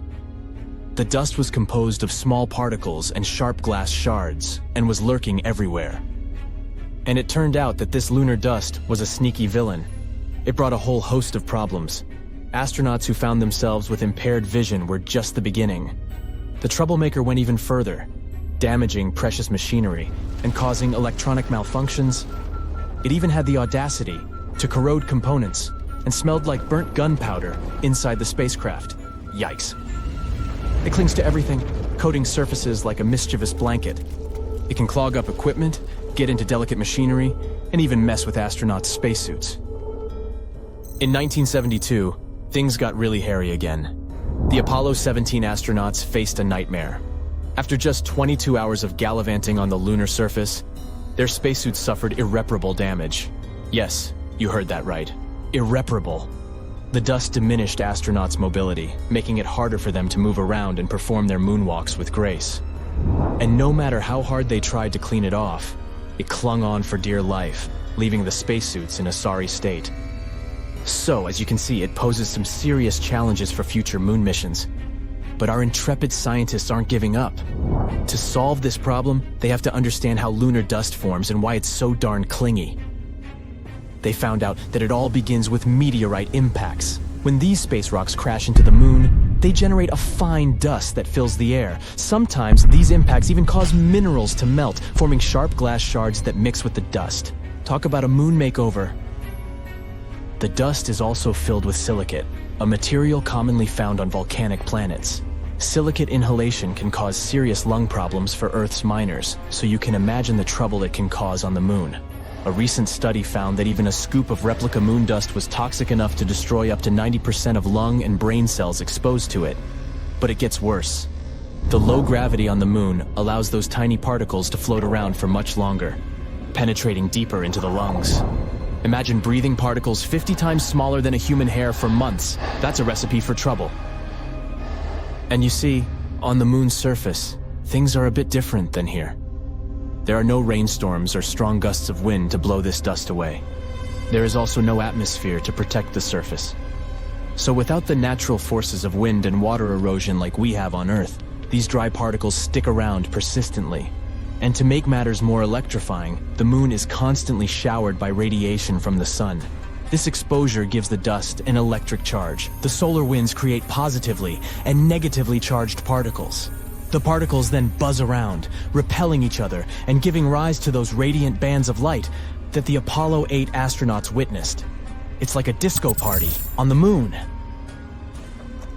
ESA, the European Space Agency, has gathered a team of experts to study the lunar dust. They're working with simulated moon dust mined from a volcanic region in Germany to understand its behavior and effects. Engineers also need to find a way to protect future astronauts and equipment. Engineers in NASA want to create spacesuits that can survive not 1, not 10, but a whopping 100 extravehicular activities on the lunar surface. That's like spending 800 hours out there, exploring and having a blast. Besides that, NASA initiated the Breakthrough, Innovative, and Game-Changing Idea Challenge in 2021. It was open to clever university students from all over the world. These young minds put their thinking caps on and unleashed a wave of innovative solutions. For example, they proposed using special fibers that conduct electricity, inspired by fluffy chinchilla hair. Just like how chinchillas stay dust-free, these fibers would help keep the lunar dust at bay. A furry friend lending a helping paw, isn't that adorable?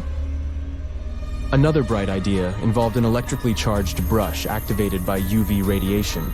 It's like a magical wand that zaps away the dust with a flick. Abracadabra, lunar dust be gone. And let's not forget the fabric inspired by clever insects. These insects have pollen-collecting structures that repel unwanted dust. So our ingenious students thought, why not mimic that? They designed a fabric with similar properties, creating a shield against the sneaky lunar particles. What's remarkable about these ideas is that they all use the power of charge to fight the dust. They cleverly repel it from the spacesuits, keeping them clean and protected. And even though all these ideas sound pretty great, scientists in NASA unleashed another, even better solution: carbon nanotubes. It's a great way to revolutionize spacesuit fabric. What makes these carbon nanotubes so special?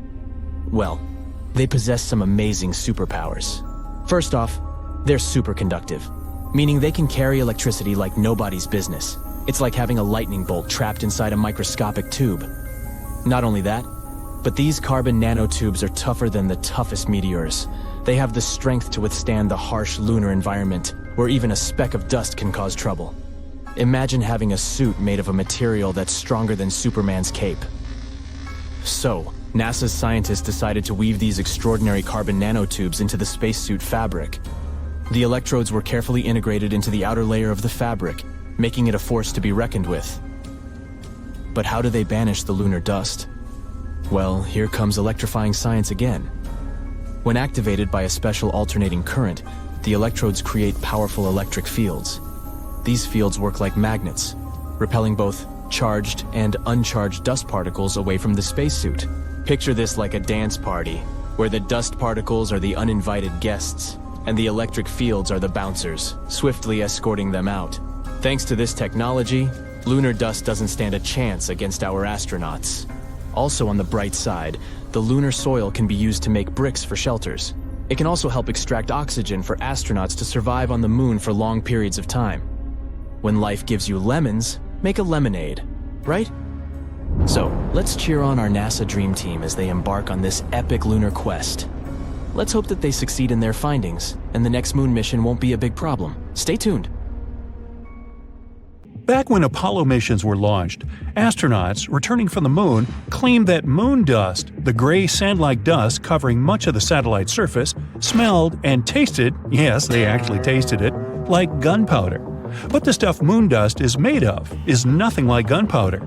About half of its composition is silicon dioxide glass from impacts with meteorites. They hit the surface of the moon at incredible speeds. Whoa! The high temperature makes the topsoil fuse into glass, and the impact shatters it right afterwards, creating the gray and clingy dust. The rest of moon dust ingredients are minerals such as iron, calcium, and magnesium, while old-fashioned gunpowder consists mainly of saltpeter, charcoal, and sulfur. In other words, moon dust shouldn't smell like gunpowder, but it does. Besides, when astronauts brought samples of it back to Earth, there was no smell left at all. One explanation could be that the moon is similar, in a way, to Earth's sand deserts, like the Sahara. It's extremely dry and arid. When you sniff the air in a desert, you don't smell anything. But if you get caught in the rain there, the moisture will raise all kinds of odors from the ground that were previously trapped in the dry sand. With moon dust, it might be similar. While on the surface of the moon, it doesn't smell at all. Not that the astronauts could sniff at it wearing their spacesuits, though. But when brought back inside the landing module, the dust came into contact with moisture in the air and started emitting its strange odor. Another reason for this could be a reaction of moon dust to the solar wind. Ionized particles from the sun hit the bare surface of the moon and stay there. There's no thick atmosphere to protect it from those ions, so they travel freely right to the ground. They're very lightweight, so they can fly off and sort of evaporate from the slightest of nudges. And when astronauts took the moon dust samples to the landing module, those particles could have started moving around and giving off the specific smell. This might also explain why the samples didn't keep their odor when brought back to Earth. Since the particles are so light, they might have flown off the samples already in the landing module, and when they were placed in airtight containers, there were little or no ions left on them. Another explanation is that those airtight containers weren't so airtight after all. Moon dust is basically very small crystals with extremely sharp edges. They unexpectedly made tiny cuts in the seals, letting in air and moisture, and so the ionized particles leaked out of the containers.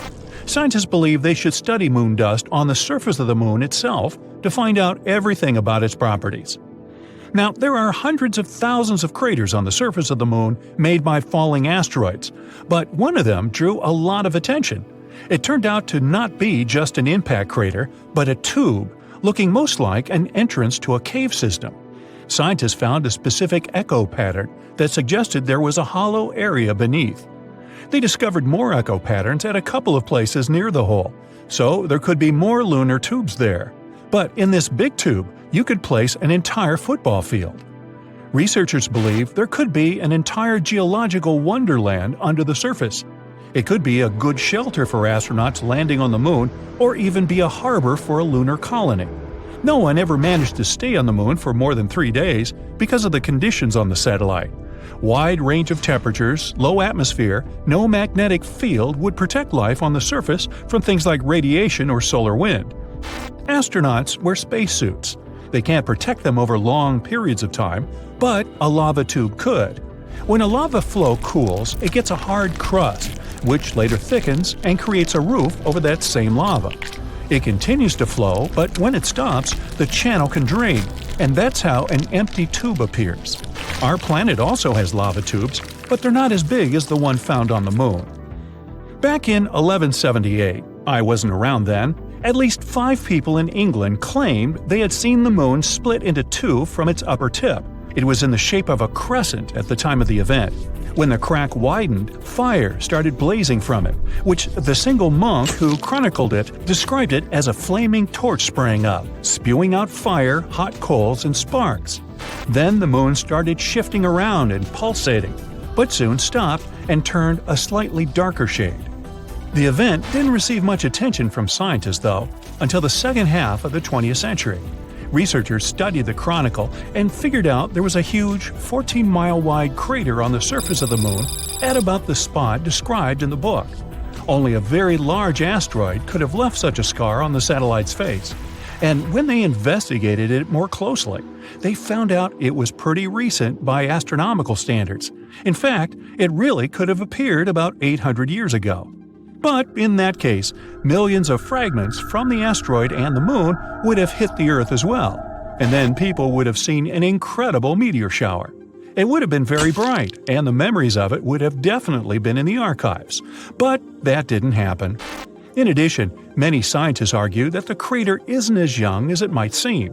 The most popular and justified theory is that it's about 1 to 10 million years old. If it had appeared as recently as 800 years ago, parts of the surface of the moon in and around the crater would still have been warm from the impact. The most likely explanation of what really happened back in 1178 is that observers were extremely lucky to see an asteroid falling towards the Earth and burning in our planet's atmosphere. The spectacle would have been incredible, and seen from a proper angle, the burst of the asteroid could have really looked like it was the moon exploding. That would explain why there were so few witnesses of the phenomenon. The right spot to see the show, as they did, was only a couple of miles wide. As for real events on the moon, water and oxygen were unexpectedly discovered on it not long ago. Water might have been brought to the satellite by asteroids hitting its surface, many of them carrying H2O molecules, and those that are left on the moon in tiny amounts after the impact. There's precious little water there, though. By comparison, even the Sahara Desert has more of it than the entire moon. Oxygen is also present as separate molecules floating around, so you still can't breathe on the moon. Solar wind brought them there. Waves of energy from the sun travel at extremely high speeds through space, scrape oxygen from the upper parts of our atmosphere, and carry it further. Eventually, the wind with the oxygen molecules reaches the moon. And that's where something incredible happens. The moon starts rusting. There's plenty of iron in the lunar soil, and when it's exposed to oxygen and water, it naturally rusts. Some parts of the moon have actually already turned slightly reddish. They're regions where there's the highest concentration of molecules. If this process goes on long enough, in the distant future, the moon will look like Mars. It will turn orange-red. Yes, the signature color of Mars came exactly from the corrosion that began there thousands and thousands of years ago, when there were rivers and seas with water and an atmosphere with oxygen. Another unusual phenomenon is the blue and red lights on the moon. They can be seen when it's crescent-shaped. The flashes come and go very quickly, almost like lightning. And in fact, that's what they basically are, electric bursts. Tidal forces are to blame for this. They cause mechanical stress buildup in the rocks.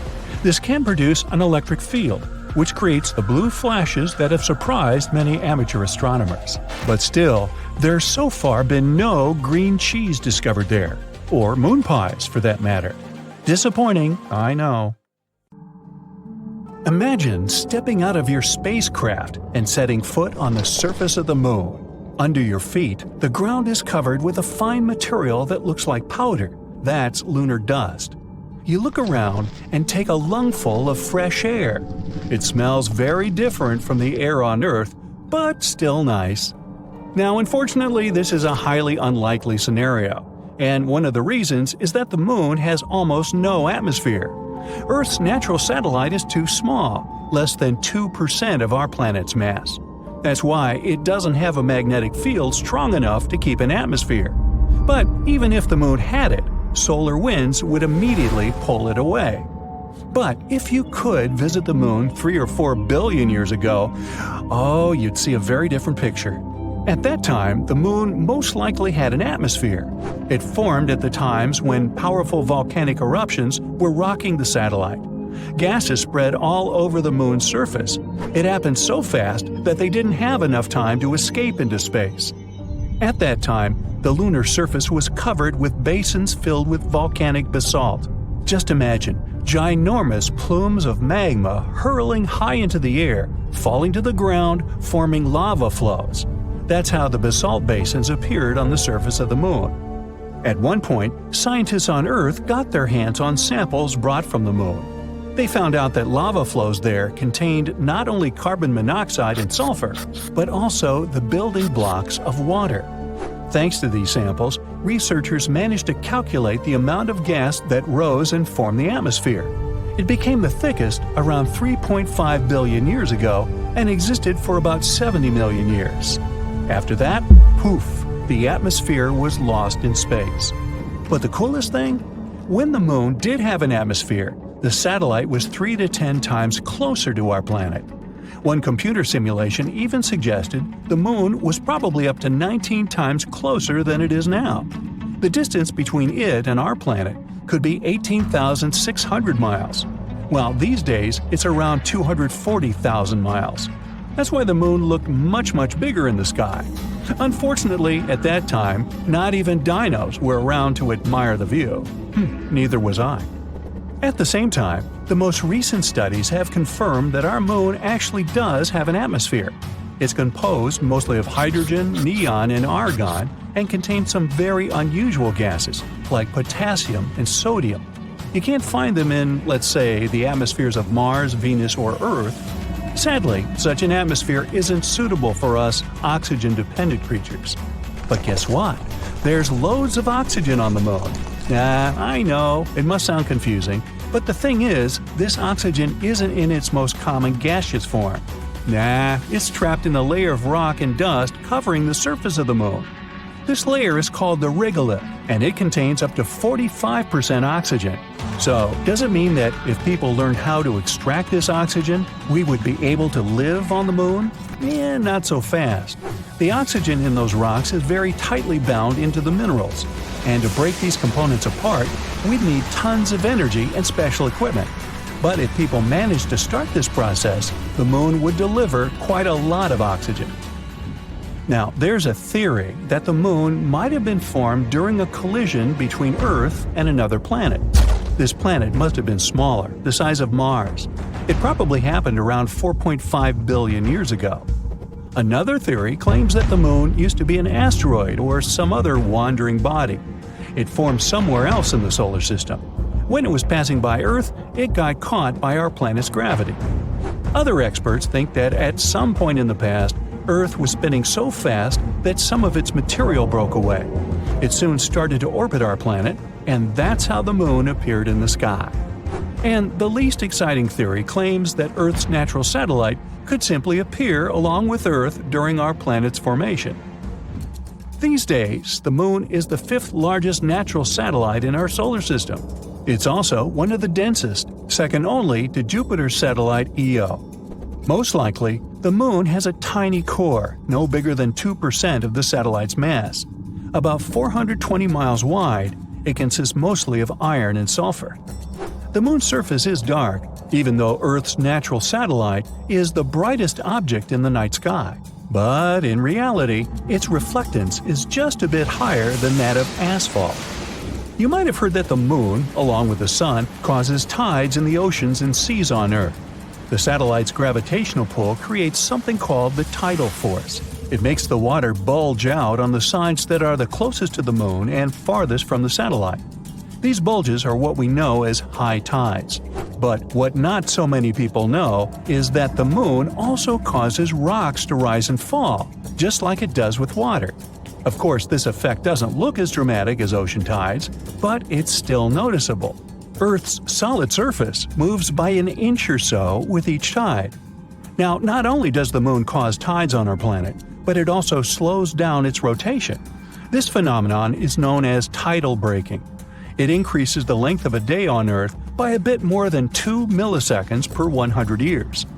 The Moon is also moving away from Earth, at the same rate at which your fingernails grow.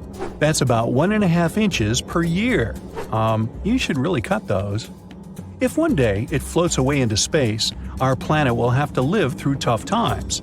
Without the stabilizing pull of the moon's gravity, Earth's tilt would start changing wildly, from no tilt at all, meaning no seasons, to a large tilt, resulting in extreme weather. Since the moon doesn't have an atmosphere, nothing protects it from extreme temperatures. It gets incredibly cold on the night side, minus 390 degrees Fahrenheit. Meanwhile, the sunny side is literally boiling, with a temperature of 250 degrees Fahrenheit. Another thing the moon can't protect itself from without an atmosphere is meteorites.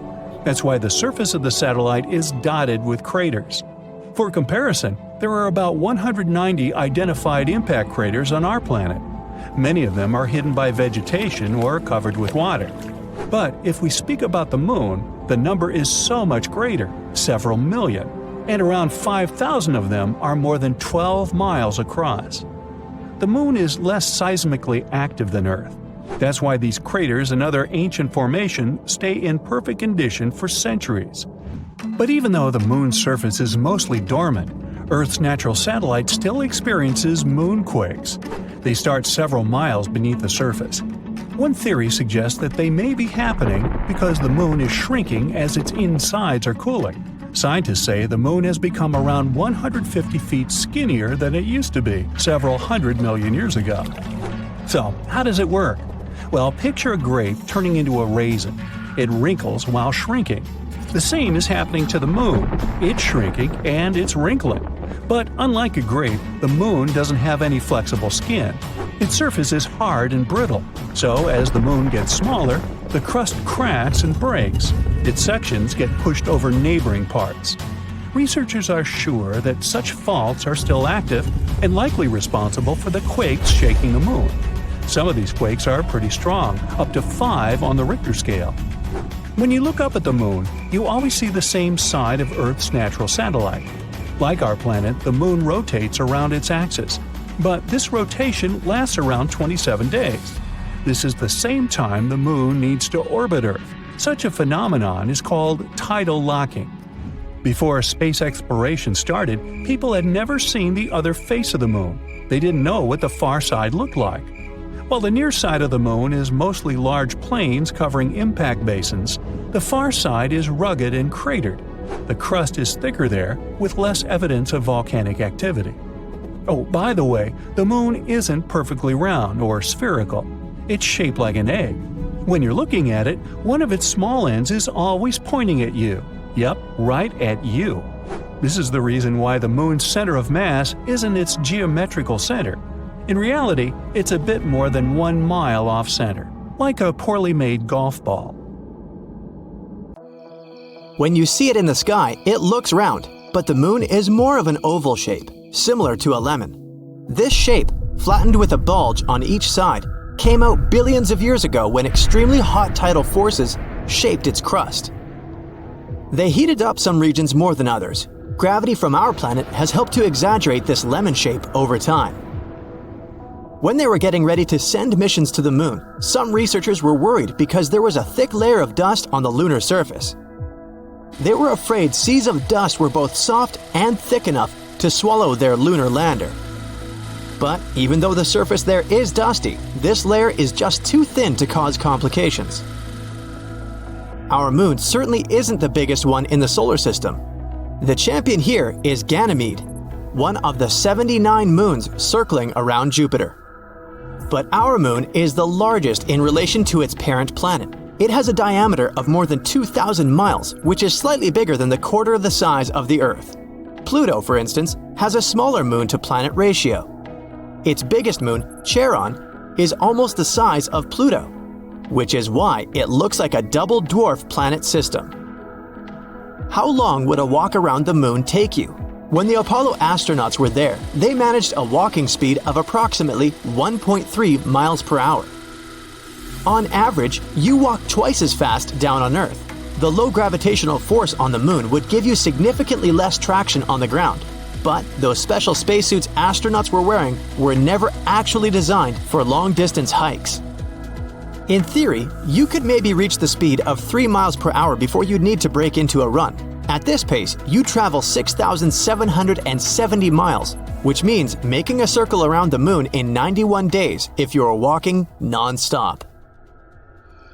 Why does the moon change its shape? It goes through different phases each month, starting from the new moon and gradually going to the full moon, just to do the same thing all over again, but in reverse. The sunlight hits one half of the moon at a time. This gives it a night and a day side, just like we have it here on Earth. The shape we see the moon in depends on where it's located compared to the sun. If it's directly between us and the sunlight only hits the side we don't see. That's a new moon. It appears completely dark in that phase. But when it comes to the far side of our planet from the sun, its day side completely faces the Earth. That's when we see a full moon. After the initial phase, when the moon is new, we'll see more of its surface in the sky as it orbits our planet. It's something we call waxing. The moon in this phase first becomes a crescent. The first quarter moon is when it's half full. After that, it goes into a gibbous moon phase, when it's larger than half full, but not yet full. After it reaches the full moon phase, it slowly shrinks and goes through the same phases but in the opposite direction. While up on the moon, you'd probably see human footprints there. True, no one has stepped there since the last Apollo mission in 1972. And the footsteps may stay there for many years because there's no geological activities on the moon, like earthquakes or volcanoes. There are no winds, rain, or other things that could erase these footprints. How would you get to the moon? Rockets are probably the first thing that comes to your mind, but a lunar elevator could be an even better solution, because traveling in a rocket would be a difficult, expensive, and pretty dangerous way to try to reach the lunar surface. Why would people want to go there? It's not just about craters, an amazing view of our home planet, or other unique things the moon offers. It's also full of resources like a rare form of helium. Humans could use it in fusion power stations on Earth. We could extract some other rare elements too, and use them for smartphones and other gadgets. For a lunar elevator, we need to stretch a cable anchored to the moon's surface for 250,000 miles towards the Earth. We wouldn't be able to attach it directly to our planet because both Earth and the moon are moving. But we could terminate high in our planet's orbit. We'd have solar-powered robotic shuttles that would move up and down the cable. This is like having a conveyor belt to ferry rare and precious resources our way. The cable would be as thick as a pencil and would weigh 40 tons. It sounds expensive, but a lunar elevator would most likely pay for itself within only 53 trips. The moon is in constant motion. It rotates on its axis and circles around the Earth, and it makes the same amount of time for the moon to make a circle around the Earth and rotate once on its axis, compared to our planet, which rotates on its axis every 24 hours, and makes a full circle around the sun in 365 days. So, the moon is tidally locked to our planet, which is why we always see the same side of the moon. One theory says the moon probably formed when a large Mars-sized object from our solar system hit the Earth. They collided 4.5 billion years ago when the solar system was still in its early stage, which was pretty chaotic. If this theory is correct, around 60% of the moon is made of lighter elements that are also present in the outer layer of our planet. A lucky set of circumstances lets us see total solar eclipses from our planet. The moon is the perfect size and distance from the Earth to appear the same size as the sun when we're looking at it in the sky. When the moon passes between the sun and us, it covers the sun perfectly. Plus, you can see an impressive halo that illuminates its edges. If it were any farther from us or smaller, a solar eclipse would only look like there's a blot on the sun. Our moon contains the water that kinda jumps around. There's water there locked up in ice. Some water molecules move around the surface as the moon cools and warms during the day. The water gets stuck on its surface until the lunar midday, when the sun is above the upper branch of any of the moon's meridians. At this point, some of the water melts, heats up, and ends up in the delicate lunar atmosphere. its atmosphere generally contains some unusual gases, including potassium and sodium. Venus, Mars, and Earth don't have these in their atmospheres, so the water stays and floats there until it gets to a cooler area. Then it settles back to the surface. There's a specific anomaly under the surface of the South Pole of the Moon, a giant and extremely dense blob of metal lodged in the mantle. And, most likely, it's altering the Moon's gravitational field. No one knows how such a huge blob of metal ended up trapped under the lunar surface. It could perhaps be remnants of the iron-nickel asteroid. 4 billion years ago, this asteroid crashed into the far side of the lunar surface and created this enormous South Pole Aitken crater. Our natural satellite is shrinking. Its interior is cooling, which results in the Moon getting over 150 feet skinnier, just as a grape wrinkles as it's shrinking down. But a grape has flexible skin, and the lunar surface crust is brittle. That's why it breaks as the Moon is getting smaller. That way, it forms thrust faults. One section of crust pushes over the closest part. This has been going on for the past few 100 million years. These lunar faults are still active. They probably produce moonquakes as the Moon gradually shrinks and cools all the time. Some of these quakes are strong, maybe 5 on the Richter scale. During their orbit around the Moon, astronauts took images of Ina, a quite unusual volcanic deposit. Ina is not that old. It might have been formed somewhere between 3.5 and 1 billion years ago. The volcanoes on the Moon were probably active during the age of dinosaurs. If only they could have invented telescopes. They'd probably have a magnificent view of lava oozing from the lunar surface from time to time.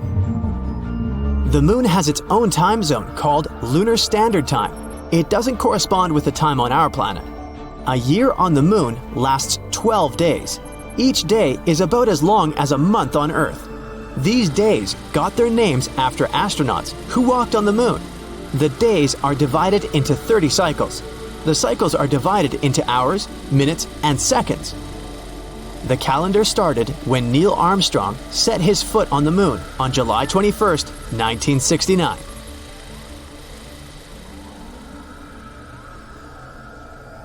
There are a lot of space objects all around the universe, from stars to planets to satellites, comets, and asteroids. But our closest celestial body is the Moon, which has been subject to much research, theories, and even myths.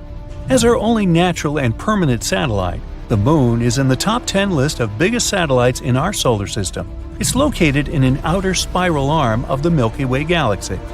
Other planets in our solar system, like Mars or Jupiter, have many other moons.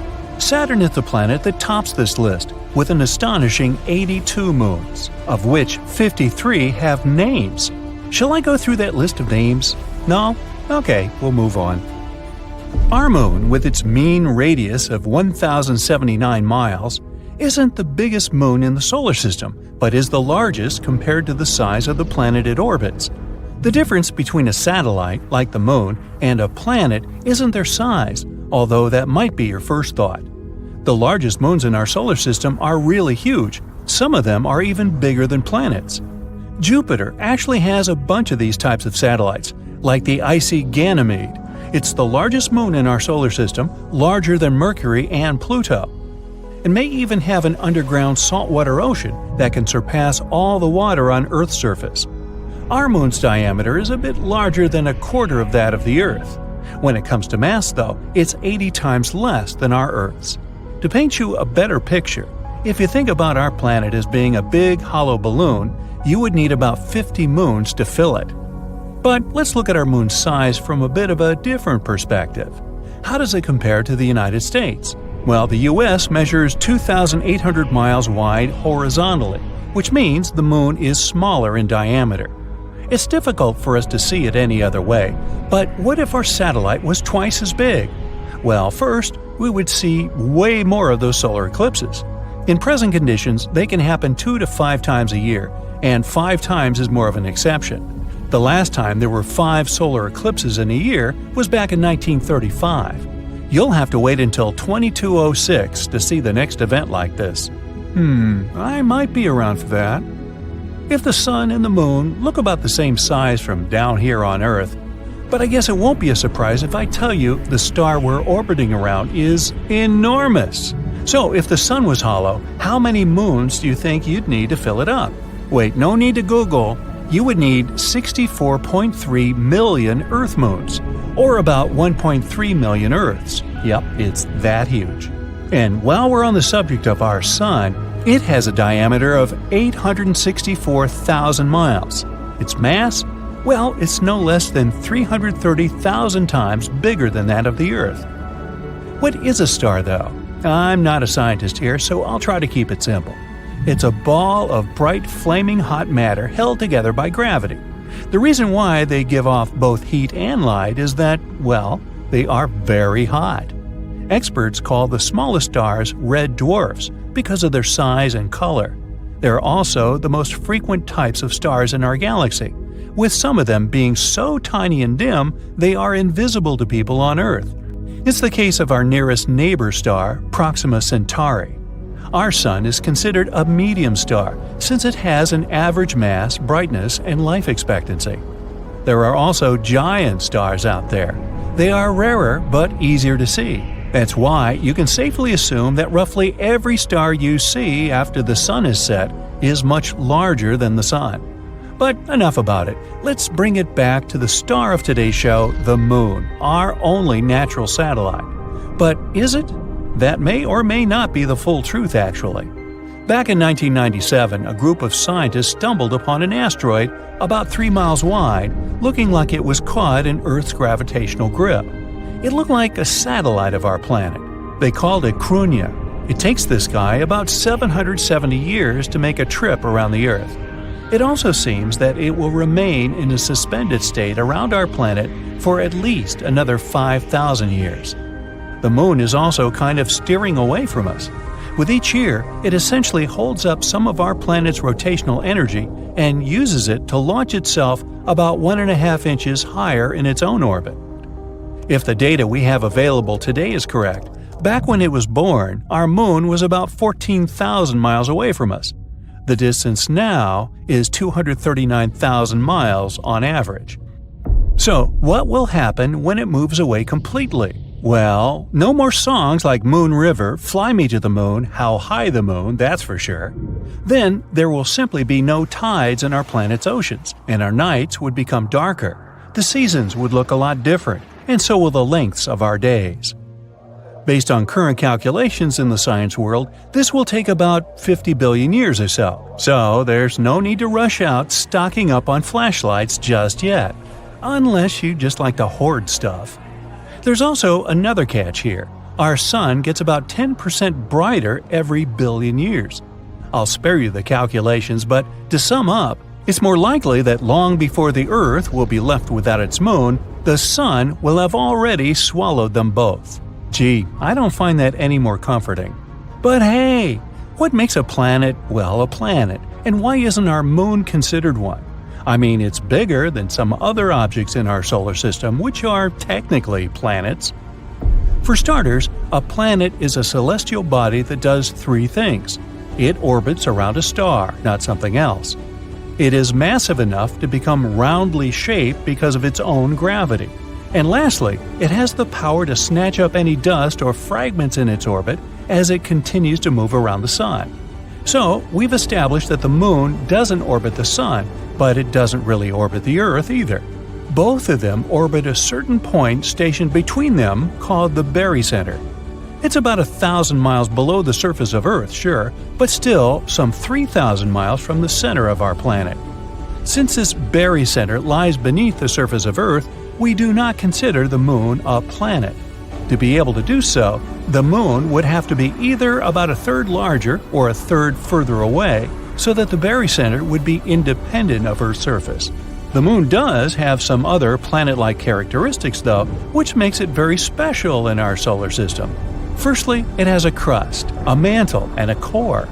It also has quite an active geology, with events like our own earthquakes. You guessed it right, they're called moonquakes up there. Hey, do they have moon pies up there too? Nah, come on. Let's continue our space exploration a bit more. Wait, what? You can't hear me? Of course you can't, because space is utterly silent. Since there's no atmosphere in space, sound has no medium or way to travel for you to hear it. You will want to steer clear of Venus if you do wish to continue your outer space travels. It's the hottest planet in our solar system. It has an average surface temperature of around 840 degrees Fahrenheit. Hot! You'd think that's because it's closest to the Sun, but it's not the case. You would also think that the closest planet, Mercury, would then be the hottest. Well, since this one has no atmosphere that would help regulate the temperature, it tends to have bigger fluctuations. Your calendar would also be very messed up on Venus, since one day on its surface is about as long as a year on Earth. That's because Venus is rotating slowly around its axis, taking 243 Earth days to complete its own day. If you were to pit stop on Mars, be on the lookout for those blue sunsets. According to NASA specialists, there is some fine dust that makes the blue near the sun's part of the sky much more visible on Mars. Any diamond fans out there? Pack your bags, because there's a planet out there made of diamonds, and it's twice the size of Earth. They believe it's mostly covered in graphite and diamond. A spacesuit costs about $12 million, but a visit there would cover the expenses altogether, don't you think? And if you're not a fan of space explorations and prefer the comfort of our planet, here's some good news for you. We have more trees right here on Earth than there are stars in our galaxy, the Milky Way. We know there are about 3 trillion trees here on planet Earth and between 100 and 400 billion stars in our galaxy.